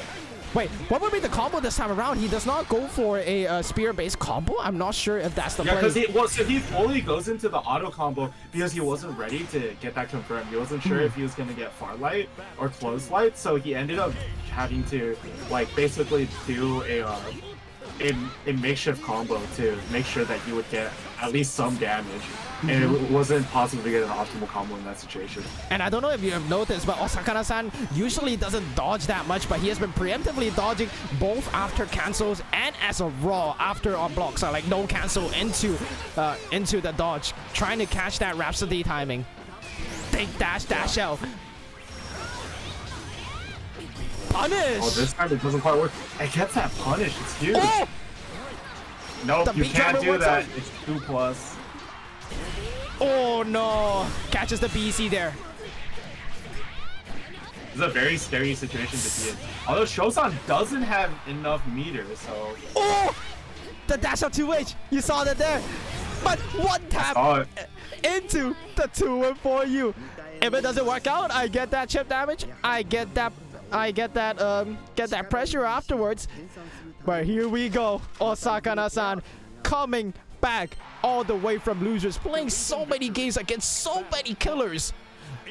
This might be the deciding match. Punish. There's a turn number 4. There's a push. Oh, Osaka-san just basically shutting down every single crazy thing Shosan is doing. He's getting, it's not a lot of damage, but he's getting damage off of everything. Yeah, every interaction. Okay, well, except that one. Deep, and he's been blocking those deep dash outs so well, and those 2 heavies. Look at that reaction! There it is again. No, just the I'm gonna wall you off. Oh, that's huge! Oh. He didn't have cooldowns to confirm into anything. But this super. The 2L confirmed. Shosan trying to escape.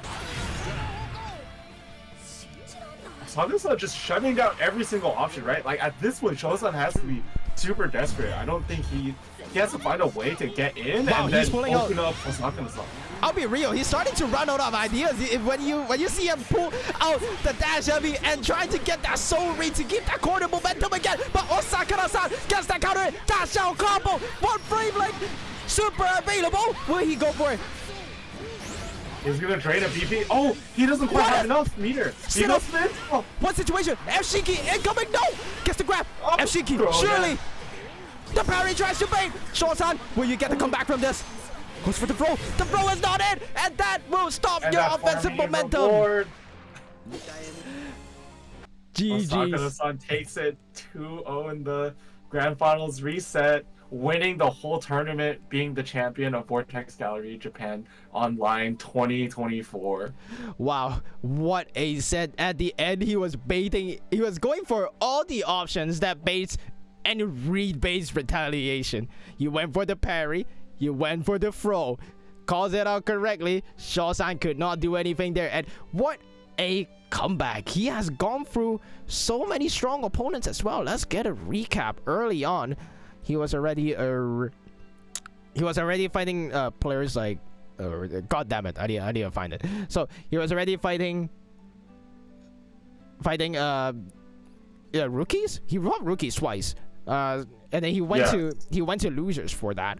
So he had to go through the likes of JFK, of which we spectated.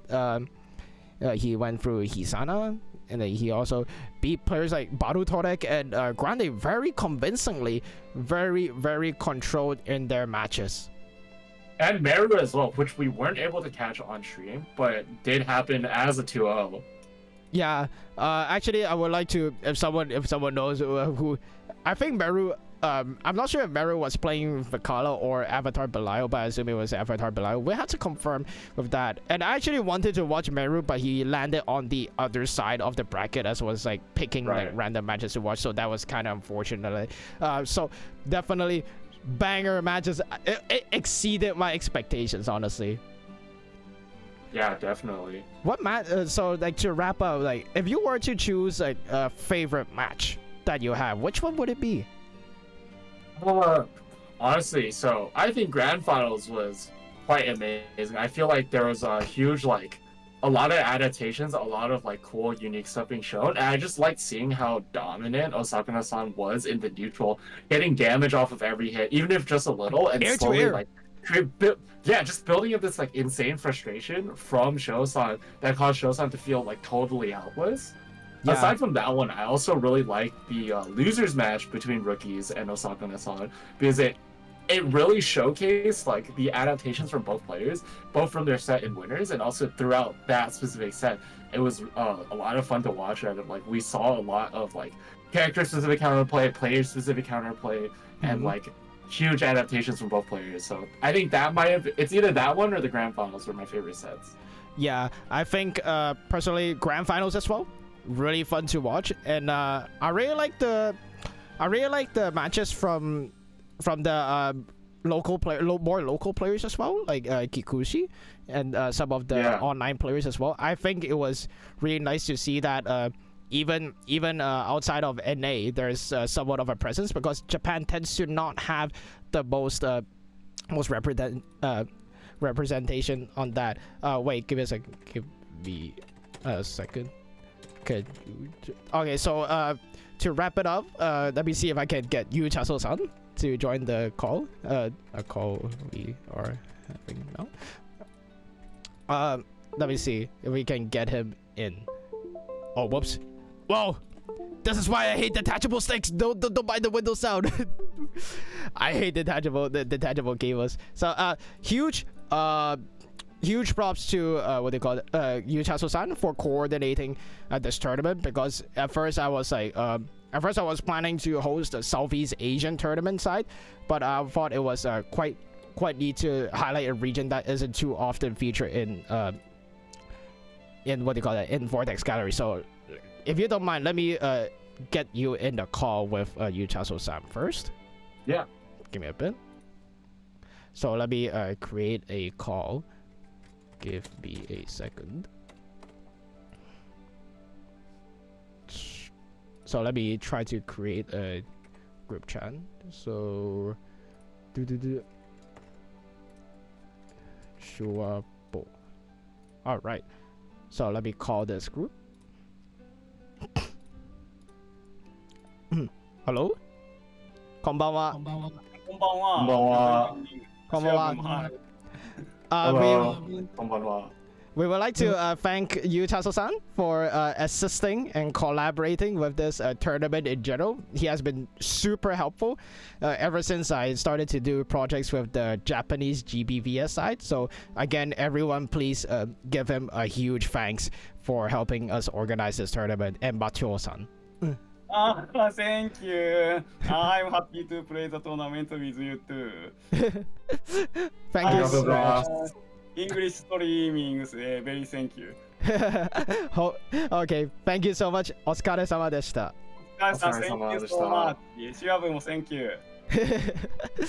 All right, so I guess we'll end our stream here and gonna show a little bit of the what do you call that? Little bit of the Kokoros in here. No, not Kokoro. Whoops. That is unicorn. Uni. Yes, Uni. I love this avatar so much. But yes, we're gonna end off the stream here. Once again, thank you, Yuchaso-san, and especially Osugure for helping us coordinate this fairly whack arrangement. We got people from Asia, Japan, and like America all at once. And of course, glad to have you on Shuabo today. And thanks for the Japanese community. Yeah, thank Thank you you for having so much. And Zui-san, please come to Japan. Evo Japan. Oh, I'll try. Yeah. 日本語を勉強します。Very good Japanese. I've been learning. I've been practicing lately because I wanna commentate Rage.